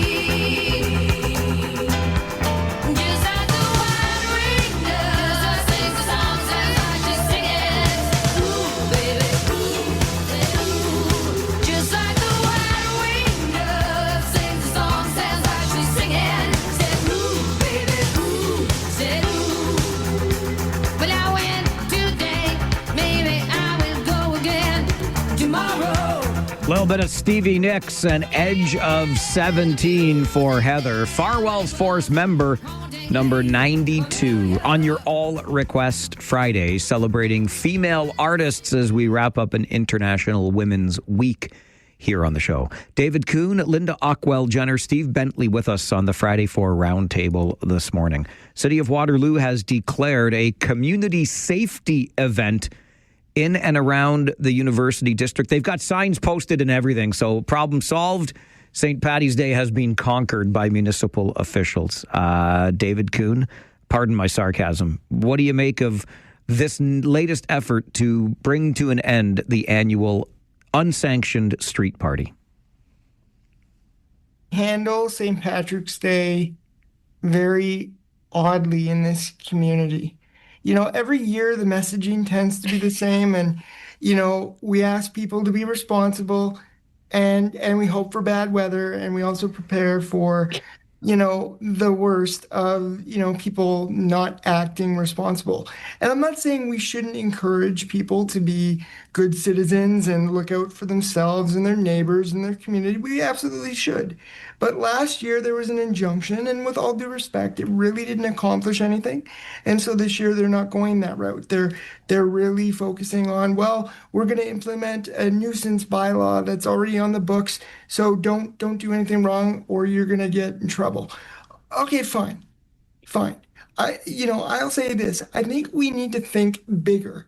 Years ago, there was an attempt to organize an event and it didn't work. It flopped. And ever since then, people have, well, we can't do that again because it didn't work. But I think we're thinking too small.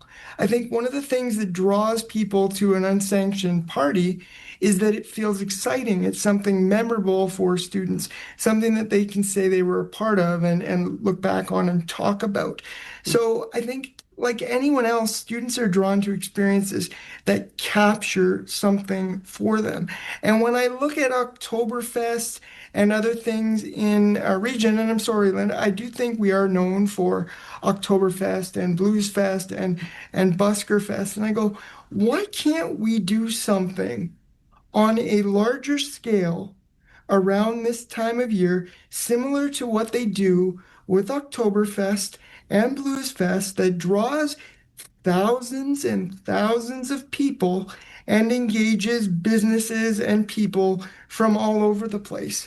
So don't look at St. Patrick's Day as a single day event for students, because that's what it's become. It's become the student event and the issue with the universities and people coming for that.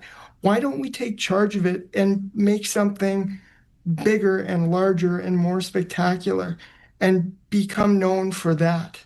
Chicago's done it with St. Paddy's Day. Linda, your thoughts? I totally agree with what Mike is saying, but David is saying, I've done it again, sorry guys, unless I'm going senile. What I think should happen is this: if you have any kind of event, you normally need a permit for it. A permit, like a signed piece of paper. Yeah. So basically, whoever's responsible out of the students, they should do what David said and make it a big affair for them. You see, the thing is, if we do a blues fest or if we do an Oktoberfest, the students won't think they're going to a rave. They won't think it's their thing. They won't feel, oh, we're doing something wrong. And one guy actually said, well, my parents used to do it, so it's okay. Well, those parents have grown up now and they'd probably think it was a nuisance to them. So they should get a permit from the city. They should go to a big park. They should be responsible, because then you guys, the city, can do what Australia is doing. They could, for instance, isn't it illegal to drink alcohol in a public place without a permit or a drinks permit? Yes. And they do it every time, don't they? So what Australia have done? They hold the parents criminally responsible for those students who have parents or caregivers. And if it gets out of control, the parents can be fined up to $3,300. So somebody has to be responsible. In this case, they've held the parents responsible. Chicago have done another thing. David had a great idea, and I'm sure Steve will have a great idea. But I don't think they should drink alcohol unless they go and get a permit for it. But nobody wants to do that. All right, Steve, what's your great idea? You asked me that last year. We keep trying and retrying and relooking, and we have a problem. This party should not happen the way it does. And there has to be people held accountable for this just continuing to happen. And what we're doing this year is just another way of trying to see if it works. And we've tried so many different methods that it just hasn't really come to an ability to work. And I think what we fail to realize is how much money this party is costing the region in terms of police, in terms of overtime, in terms of process, hundreds of thousands of dollars a year. Why, as a taxpayer, am I going to be asked to pay for that? Mm-hmm. I think that there should be the universities involved, the province involved, student unions involved, the cities involved, Waterloo, okay, but they're coming. That's the other problem. They're coming from the students are coming from other cities too. It's not just a Waterloo issue. It's just it's not just point a of coming local- together. Yeah. And when we've got people, I overheard part of the discussion about this new process that they're taking in. They're just saying, okay, you know what? We're going to make certain things much more expensive. So if they go to party on a roof, they can be fined $800. That's not going to stop them. No. We are going to have the few that are going to be brave. And what about the danger side of it, right? When the kids are up on the roofs and they're involved in close to traffic, and you can't build a fence around it. Well, we can. Yeah. It just isn't going to address it. We have to get to the root of this party and find and say, this cannot continue to be okay. I think we need to find a way to have maybe a venue or have some way of controlling it, but it's gotten out of hand and it's beyond controllable. And I think whatever we try to do, it's just not getting to the problem. I think what David said earlier, it's an experience, and that's what students and everybody's looking for when they have a good time. They want to experience that.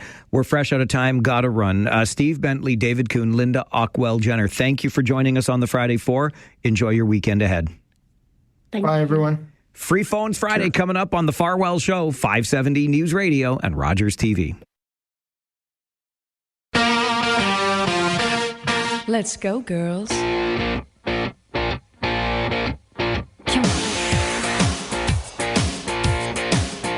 I'm going out tonight. I'm feeling alright.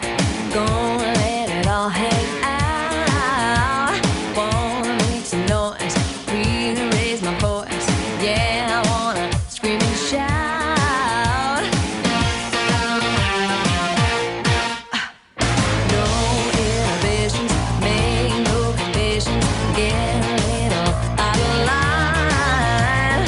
I ain't gonna act politically correct. I only wanna have a good time. Oh, Shania Twain.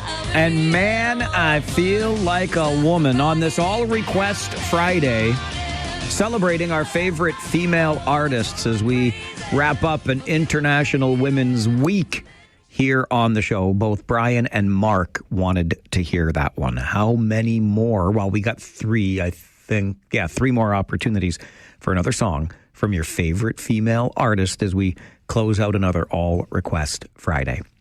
The way we close out every Friday on the show is with something we call free phones. No, we're not giving you a free cell phone. We are opening up our phone lines freely to you so that you can share your thoughts on the day's events, the week's events, whatever it happens to be. Free Phones Friday. 519-570-2545.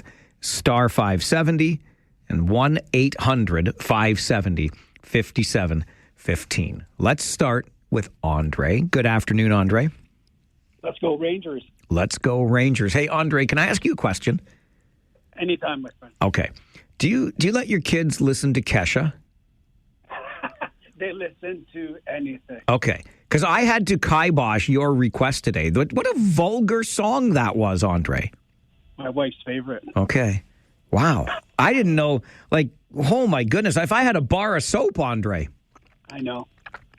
Okay, that's all. So I just wanted to know. Good. I'm sorry we couldn't play your song. I had to put my foot down. Even the clean version sounded pretty bad. There's so many people that was hoping to hear it. In your house, yeah. Yeah. No, but they're not allowed to swear, of course. But the point is, I'm calling because I'm going to focus here, Mike, of our dream that we got to keep sharing, because this is really huge. But 100%, you're absolutely right.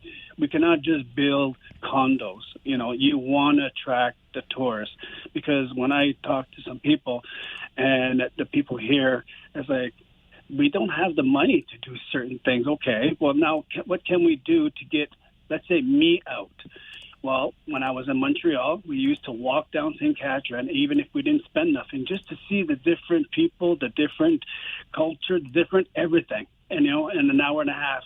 And this is what we can have, I think, on Charles Street, came one way, Charles one way, people walking, observing different things. Like Montreal, we have the big Just for Laugh building that brings a lot of rich people. We have the airport, you know what I mean? And then in the Green Park, I'd like to see like a venue for, like, example, when I brought the family to go see Jane Arden, she's so wonderful, but it sounded so too loud in a downtown where that could have been great in that field or bus terminal extended. And I think, Mike, sorry to take so much time, but we have to go back to when you get off the highway to, what is that, Montgomery, I think, something like that. We should have a big welcome sign, like where the fountains are, with you on it, Mike, one leg up and water coming out of your mouth, saying, welcome to our Kitchener-Ranger town. I'll leave it on that note, Andre. You know, it's been discussed having something more significant in and around the Rockway Centre to welcome people as a gateway to Kitchener. There's a lot in there, and I don't want to get too carried away. We are the 10th largest municipality in the country. We aren't Montreal. And St. Catherine Street is a destination unto itself in Montreal. But I do think we should aspire to, at minimum, something similar for our community, right? We want to have a destination point, and if that destination point is not in the downtown, then I don't know what we're doing around here anymore, except building condos. Because if it's one thing you can be sure of in Waterloo region today, it's that you can get a condo. 475 of your very own square feet. Sarah is with us next on Free Phones Friday. Good afternoon, Sarah. Good afternoon. So I have 2 points. One is on the kids in the St. Patrick's Day. Yes. So with the St. Patrick's Day, I think we just need to introduce paddy wagons. Basically, have them go up and down the street, and kids are misbehaving. They get to go inside the paddy wagons, and then they get fined and put in jail overnight and let out the next day. It'll give a great response, and they'll start to understand that if they misbehave, they're going to go to jail, and they'll start behaving a little bit better. I think it's a pretty simple thing to do. I know London, Ontario, when I was a student, they would have them outside of this one bar that was a little bit more rowdier than the rest. And basically, when the kids saw the paddy wagons, everyone behaved. Not bad. I mean, we usually deal with tens of thousands of students, so that's a lot of paddy wagons, and I don't know how you can get them down the street. A lot of paddy wagons, yeah. So just have them going up and down, I think just the presence of them kind of makes their minds think a little bit more than a police car. Okay. Right? Yep. So I think that is one little small solution. As far as getting the downtown going, I've lived in a lot of different cities, London, Milton, Brampton, Mississauga, Burlington. The most happening city I have ever seen that I've ever lived is Burlington, Ontario. In Burlington, they have downtown, they have a lot of high-rises. So I do think high-rises is a great thing, because I think that people live in high-rises. They come downtown to walk their dogs, pick up little things. So people like to go where people are. So if your downtown doesn't have anybody, nobody really wants to go there. If you have a lot of high-rises, people are naturally coming downtown. So you have more people on the street to attract more people. The other thing that Burlington has is they have a lot of concerts out in the streets all summer long. They're downtown. If you look at their calendar, they got something happening downtown at all times. Whether it's a rib fest, whether it's a concert, there is something always going down. So I think our key is just having things, even in the wintertime. Like, we have a beautiful rink down there. We can have maybe like the figure skater club around here do free shows, let the kids practice and people come down and watch these shows, and have people selling hot chocolate on the side and things like that. Sarah, I love where you're coming from. I think those are some great ideas, and I don't want to take away from what all of our cities have done, really. Kitchener did a spectacular job last summer. We enjoyed so much of it going downtown for the events. And you heard David Kuhn mention this in the last hour when he talked about Busker Festival. Waterloo does Uptown Jazz every year. In Cambridge, Riverside Park is used extensively They have the Canada Day Parade through the downtown part of Preston. They close streets down in Hespeler Village. There's lots of things going on in our downtowns through the better weather. In the wintertime, heck, you can even take in the beautiful Christkindle Market in downtown Kitchener, which we did this past year as well. And holy Hannah, was it cold that night. But yes, all of these things are happening. We are programming our downtowns. I'm thinking of something with a little more permanence is all. And that would be the destination point of that arena entertainment center / convention center. Lots. And gosh, high rises. We got lots of those downtown right now. But I love the way you're thinking, Sarah. Appreciate you weighing in today. Jersey Bill, you're next on Free Phones Friday. Hey, time for me to talk about the war again. And I can say I'm really getting upset. It seems that regardless of what's happening on the ground or in the air or on the sea, that the real problem is that we're dealing with leadership in the U.S. that simply wants to twist and bend reality to its own will. And on a certain level, it's a little frightening. In the old days, there used to be something called political officer in the Soviet Union, and I was told by different people who knew how the situation worked, is that the Soviet Union saw our chaplains as our political officers. So they would be treated the same way, essentially as propaganda tools, or the people who would bring forth the propaganda idea and keep everybody in line. Now what's happening is we're moving toward this Christian nationalism, or that's the almost acceptable kind of idea in the States. And unfortunately, I would hate to see that the chaplain corps would be corrupted to that point where they all would have to also be in line and essentially some of them talking about Trump being an agent of God. This is dangerous stuff. And of course, we don't know about the wild cards. Right now, Iran is relatively weak, but I still look at that Caspian Sea, and if Putin decides that he wants to save his Iranian quasi-ally, or maybe the Chinese, they can come through the Caspian Sea and land their MiGs or whatever other jets they have, and then threaten the U.S. Say we're here now. We'll settle our situations here in Iran. But if you attack us, then you're going to face a real enemy, and that's really, really dangerous. That's where we're headed, I'm afraid.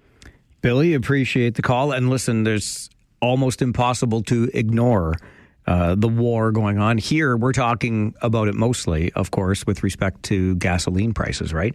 And Clinton's email to Mike at 570news.com asks the eternal question when it comes to gas prices. If they rise instantly, why don't they fall just as fast? At this point, everyone's talking about investing in Bitcoin or gold. I'm starting to think the real winner is gallons of gasoline, because that stuff only seems to go one direction, and it sure isn't down.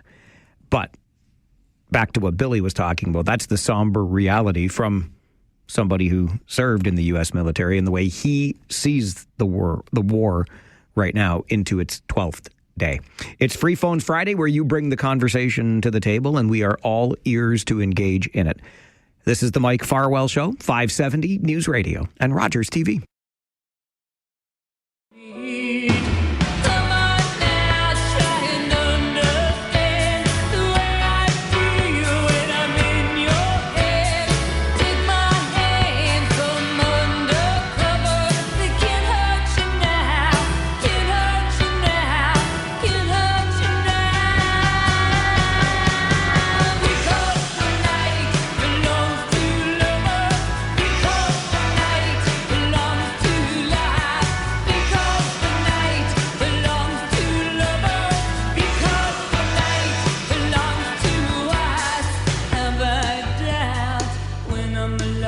Some Patti Smith and Because the Night by request for Nate, number 8 on Farwell's for us. It's an all-request Friday celebrating our favorite female artists as we wrap up an International Women's Week here on the show. We always end our week together with a full hour of open lines called Free Phones Friday, where you can let us know what's on your mind about the issues of the day or maybe just the weekend we're headed into. Kyle is next with Free Phones Friday. Good afternoon, Kyle. Good afternoon. Holy fudgesicle popsicle sticks, it's snowing out there. I was almost getting my lawnmower ready to start cutting the lawn. This is so hard for me. I cannot even describe how difficult it's been for me to look out the windows here at the station. We have a little patio place we can walk out to from our kitchen, which was bone dry, bare, like almost ready to go sit out there yesterday. And now it is covered. The furniture's covered. The ground is covered. And here we go again. So, you're a big fan of raising money for cystic fibrosis. And so tonight in Listowel, we're heading over, walking in the snow, over to the Kin Station to put some money, because tonight is casino night at the Kin Station, and all the money gets raised goes to cystic fibrosis. So I won't be able to listen to the Kitchener Rangers tonight, Mike, but I got a question for you. Sure. Since I'm heading over there tonight, can I borrow $2,000 and I'll pay you back in receipts, and then those are just as good as cash, like IOUs? Is that okay? Would you trust me to pay you back? You're going to pay me back in receipts?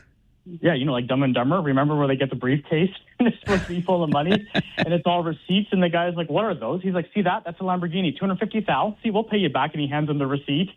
So yeah, you were talking yesterday about, people borrowing money and stuff. So I was wondering if I could borrow $2,000 tonight for casino night. For a good cause. I could. For the children, man. I'll give you $200, but I can't do $2,000, Kyle. What do you think I'm made of here? Well, you're a famous radio host, so I thought, you're like Larry King Live, I'm a radio host. Yes, I am. Yes. Anyways, hey, good luck. Go Rangers tonight. Go Rangers, go. And hopefully I make lots of money for those kids and in need for cystic fibrosis tonight. I'm excited. It's a thing that I do every year, Mike. So I appreciate it. Thanks, buddy. Thanks, Kyle. I appreciate it too. Kin Station in Listowel. It's got to be getting time for Patty Fest over there, doesn't it? In Listy?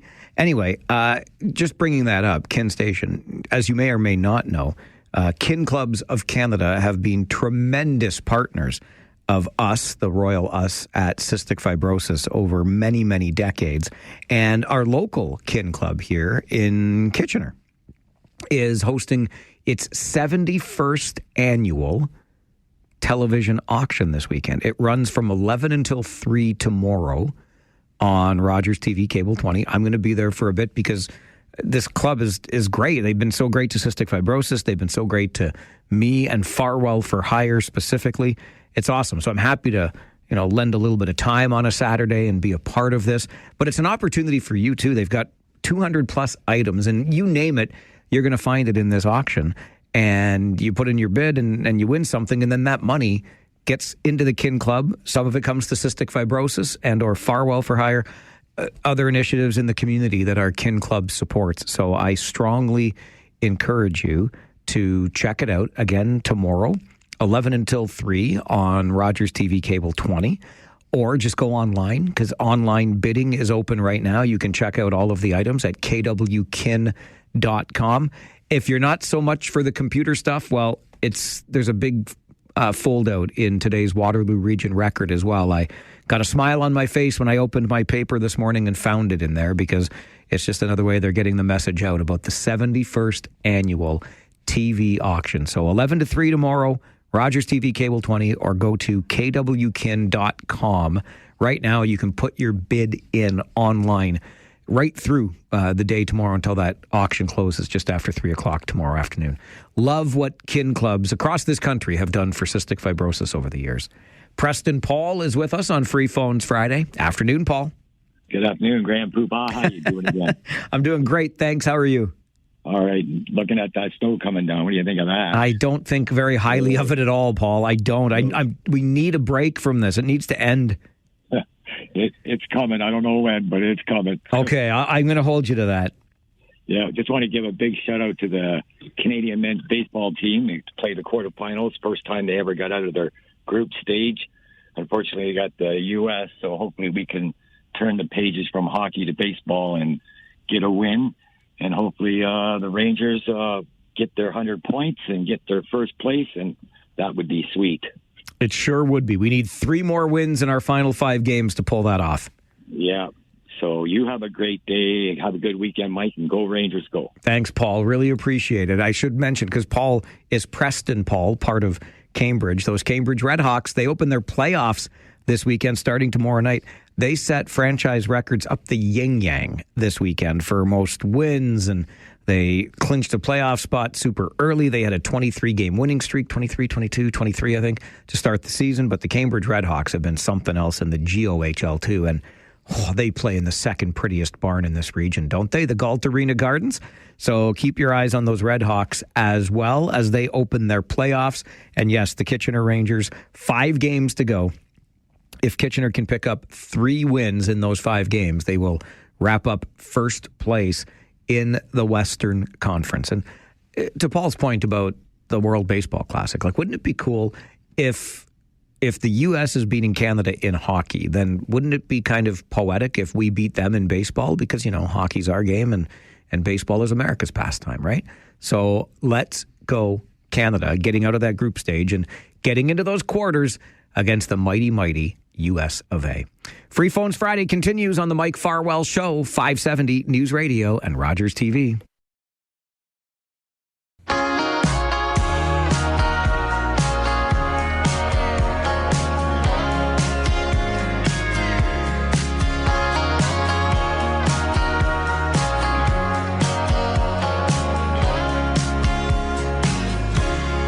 Just when I thought I got him to fall in love with Tennessee, I should have known better than to take him back to Abilene. I put him right back into her arms. I wasn't a match for that kind of spark. She's from Texas, I can tell by the way he's two-stepping round the room. That is Ella Langley and a song called Choosin' Texas by request for Clinton on this All Request Friday. Celebrating our favorite female artists. Clinton also happens to be Farwell's Force member number 35 and a back-to-back winner. I mean, winning our admiration as the smartest guy in this region. 2 weeks in a row, Clinton has correctly answered our not $1 million question. And I think third or fourth call in. We do that every Friday morning, 9:15. I ask you just a fun little question to get you thinking, and usually it would have multiple guesses before we get to the right answer. Clinton got there in an awful hurry in back-to-back weeks. I call it the not $1 million question because I can't give you $1 million if you get it right. I made the mistake when I first started doing this of calling it the $1 million question, and one of you called and said, if I get it right, are you going to give me $1 million? No, I cannot do that as much as I would like to. So it's the not $1 million question we have a little bit of fun with every Friday morning at 9:15. If you haven't heard it before, maybe put a note in there, set an alarm for next Friday morning at 9:15. Join us, have some fun with the not $1 million question, or just wait for Clinton to spoil all the fun and get the answer almost immediately. By the way, while Matt was doing that update, I checked in on that Rangers Reach 50-50 jackpot when Craig Campbell, the executive director of Rangers Reach, was on the show around 10:15 this morning. We're talking about the mega jackpot. There's been a prize a day given away since late February, a 16-day run for this thing. The prize draw will happen later tonight. The draw closes. You can't buy tickets after 9:15 tonight. And then Bob McKenzie, the original hockey insider, is going to call the winner of the jackpot, the mega jackpot, tomorrow morning. But when Craig was here a couple hours ago, the jackpot was about $94,000. It's now getting close to $98,000. By the time I get to the hockey arena for the game tonight, Rangers and Attack, it's going to be a $100,000 jackpot, I'm sure of it. But if you want to get in on the fun, my goodness, just go to Rangers5050.com. You can get your numbers for as little as $10. You're in. You can win an early bird prize and the big prize because your number stays in for every one of the draws that gets made. They've been giving away a prize a day for 16 days, and somebody's going to take home more than $100,000. Jackpot almost $98,000 as we speak. Rangers5050.com or text the word WIN to 95050, 95050. Text the word WIN, and they'll send you a link to buy the tickets on the spot. Whew. Boy, oh boy. Big jackpot. Somebody's getting a big check. Let's continue Free Phones Friday with Terry. Good afternoon, Terry. Hey, good afternoon, Mike. The magic number for the Rangers is 3. So yes, sir. Get first place in the the West. So we'll see what happens. Mike, I am sitting here in Amherstburg, Ontario right now, and it's 10 degrees and windy. Oh, There's Terry. not a flake of snow here. As soon as you said Amherstburg, I knew where you were going with this. Well, it was snowing all the way up pretty much just before Chatham, and then it let up, and it's clear. It's not even raining or anything. But anyway, but I know I have to get back there where the bad weather is later this afternoon. But I was going to say, Mike, you're not a big fan of the floor crossings in Parliament? I am not, no. I really think that we should just have a by-election then. Well, to me, it doesn't bother me. What bothers me is when a political party gets like 36, 37% of the popular vote, and they get 100% of the power. That's where I have a problem with. So if we change the electoral system to proportional or even ranked ballot, I think that would pretty much, not guaranteed, but it would pretty much put a stop to floor crossings, I think, because that party would only be allotted a certain amount of votes that you get to govern. Like if you have 36% of the vote, you have 36% of the power, and then there would be no need really. Well, but you could recruit people to come over to your side and get more of the power. Yeah, but from 36%, you get 100. Not this time, because I know the two parties were close in the popular vote. They were like 41, 42%, so they pretty much shared that. But sometimes we have had governments that did win with about 36, 37. I think Stephen Harper did that with the one term where he won a majority government with about 37%. So that would pretty much put a stop to it if they did proportional representation, because you're still going to need a lot. You'd have to have half the people crossing the floor to get to that magic number, wouldn't you? Like over 50%. That's my opinion. I don't know. For what it's worth, I'm just throwing numbers out there. But no, going back to what I said, I don't think that floor crossing bothers me as much as our electoral system does. Anyway, Mike, that's all I have to say. And have yourself a good weekend. And let's hope for the boys tonight, eh? All right, Terry. Appreciate it. Good to hear from you today. Yes, Rangers taking on the Owen Sound Attack tonight. If you can't be there, don't worry. We've got you covered here. Pre-game coverage with Josh Piercy and I starts at 6:30. On the floor crossings, they drive me nuts. I think they're character revealing. I think they're opportunistic. And frankly, I wouldn't put it past those who are looking for that political opportunity to cross over to the party holding most of the power under proportional representation and trying to get to all of the power, that magical 50% plus one or whatever the case may be. But that being said, I'm not opposed to the idea of changing our electoral system, that's for sure. But when it comes to floor crossing, all I would like is that you go to a by-election, because I know in theory we are electing individuals to represent us in federal parliament, but in practice, most of us vote for a party.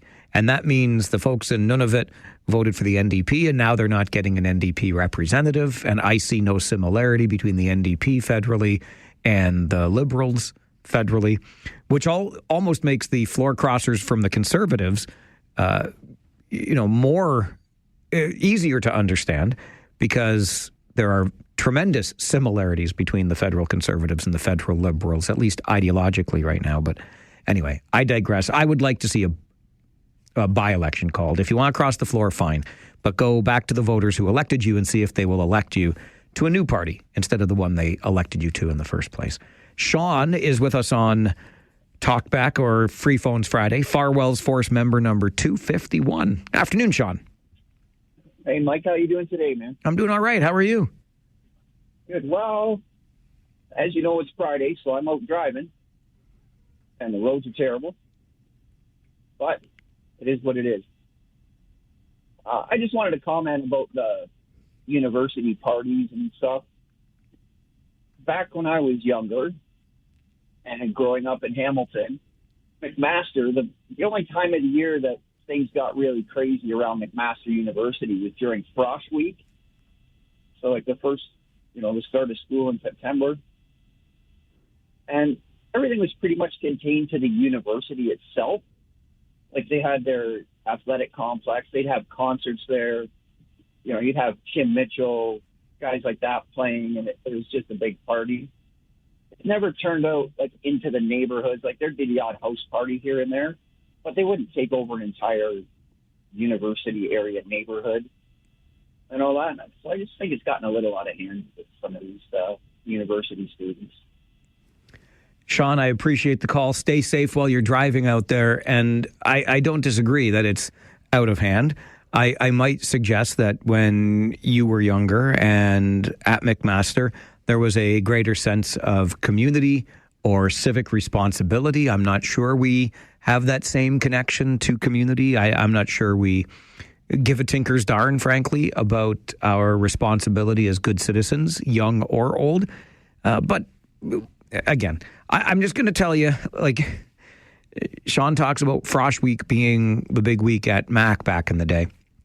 We know that this party, it's 30 years now. This party's been going on St. Paddy's Day in the university district in Waterloo. It's the epicenter is Wilfrid Laurier University. All we have to do, like all these things we do this, we do that. It was brought up on our Friday 4 roundtable today, hundreds of thousands of dollars every damn year. And, we got this plan, we got that plan. We're spending this much, we're spending that much. Change Reading Week. Change Reading Week. Just change Reading Week. Make next week Reading Week. Make every year Reading Week on the week of March 17th. And then the students are going to go back home. And then there won't be a party. I promise you. That will end the party with the stroke of a pen. It's an administrative change. And all you got to do is make it. Why you won't? I guess because you like this. Because if you didn't like it, if you really wanted the party to stop, you would change Reading Week. And if you did change Reading Week and I was wrong, then make fun of me for the rest of my days. But you know what? I'm not wrong. You change Reading Week, this party ends tomorrow.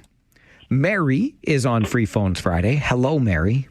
Hello, Mike with a mic. Hey, Mother Nature's playing a dirty trick on us. It is nasty, isn't it, Mary? It is nasty, nasty. I had an appointment, and I canceled it because I don't need to take a chance. However, yeah, she buttered us up last week, didn't she? Oh, I know. And the snow was all gone off my deck. And now, what has she done to us? Mother Nature is a rotten hag. Can I say that? Is that bad? Anyway, listen, I might have more to say, but anyway, go Rangers, go for sure. For sure. This is the most exciting season in a while. It sure is, Mary. And darn tootin' I won't say it. I must not say it because you don't want me to say it. Okay. We're getting there. But, listen, drive safe. I will. And you know what? I'm trying to buy 50-50 tickets, and I'm not getting through like I used to. Rangers5050.com, Mary. Yes, and I want to get the big ones, but they don't let me. However, it's Friday the 13th, and I got married on a Friday the 13th, and I'm feeling lucky. So I'm going to keep trying. Just go to Rangers5050.com. That's what I do. Right there. Then just buy the tickets. Yeah. I'm looking at them right now, Mary. Well, I'm old and I need help. Okay, well, you'll get there. Bye, Mary. Mary knows that I don't want her to say anything about what could possibly be the end of this season for the Kitchener Rangers, because I'm superstitious that way. We'll just go one game, one playoff round at a time, okay? The next game tonight, Owen Sound Attack in town. Pre-game coverage starts at 6:30 right here on your home of Kitchener Rangers hockey. That would be 570 News Radio.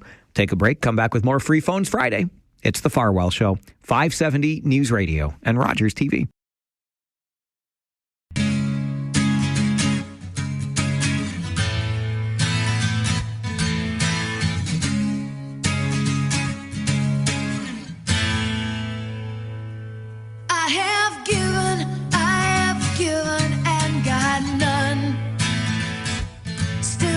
Driven by something I can't explain.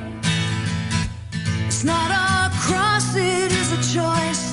I cannot help but hear his voice. I only wish that I could listen without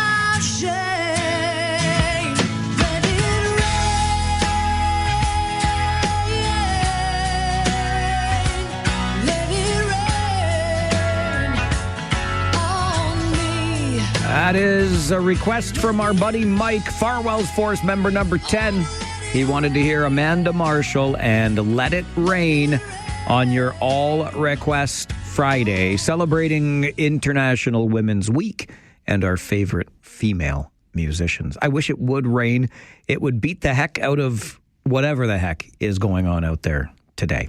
It is Free Phones Friday as we wrap up our week together. Jesse is with us. Good afternoon, Jesse. Good afternoon, Mike. I hear you so much about this ugly snow, but you, sir, What did I do? You need to take some accountability, because with as many times around the sun you have gone, you should know better than to switch your Christmas decorations to spring when snow is in the forecast. You sound like a former boss of mine who commented on our Facebook page. He said, you should have left the Christmas bow up for the weekend. I'm sorry, Jesse. It's my fault. Your sunflower looks beautiful, but Thank the you. timing was wrong. Bad timing, beautiful flower. I got you. Thanks for calling me on my crap. You're welcome. Have a great day. Good to hear from you. If you missed it, well, boy, oh boy, you better get to our Facebook page. Just look up the Mike Farwell Show on Facebook.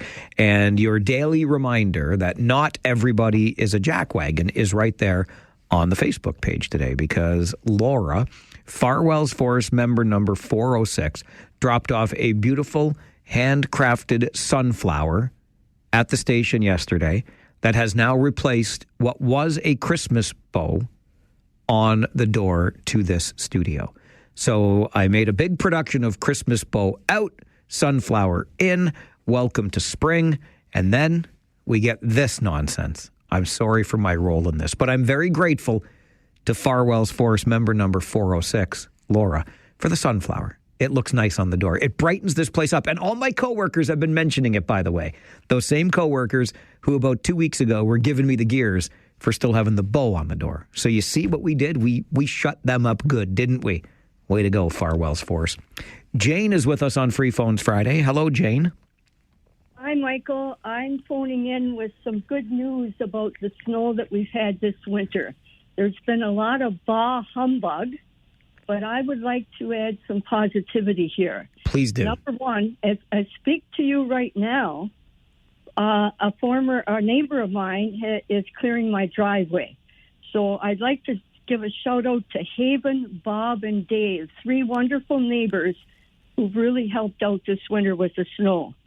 The other thing I'd like to mention is I was on Leicester Street up in the University District, and I was waiting to pick up a friend at one of the bigger buildings there, and there were about 8-9 people having a friendly snowball fight. So I actually went and talked to them, and it was WLU against U of W, students having a friendly snowball fight. I love it. Like the good old days. Yes, I love it. But the last illustration I want to give is one for everybody. A young lad in Conestoga, he and his younger brother and a friend were on one of those big snowbanks built from all the snow clearance, and they were having a little snowball fight, and an errant snowball hit the window of Crow's Foot Variety Store. That young lad, who's in grade 8, walked in as I was in there. The window didn't break, but it was a big smash.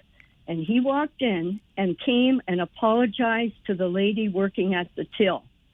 I said we need more adults behaving like that, because we hear so much about hit and run, nobody taking accountability.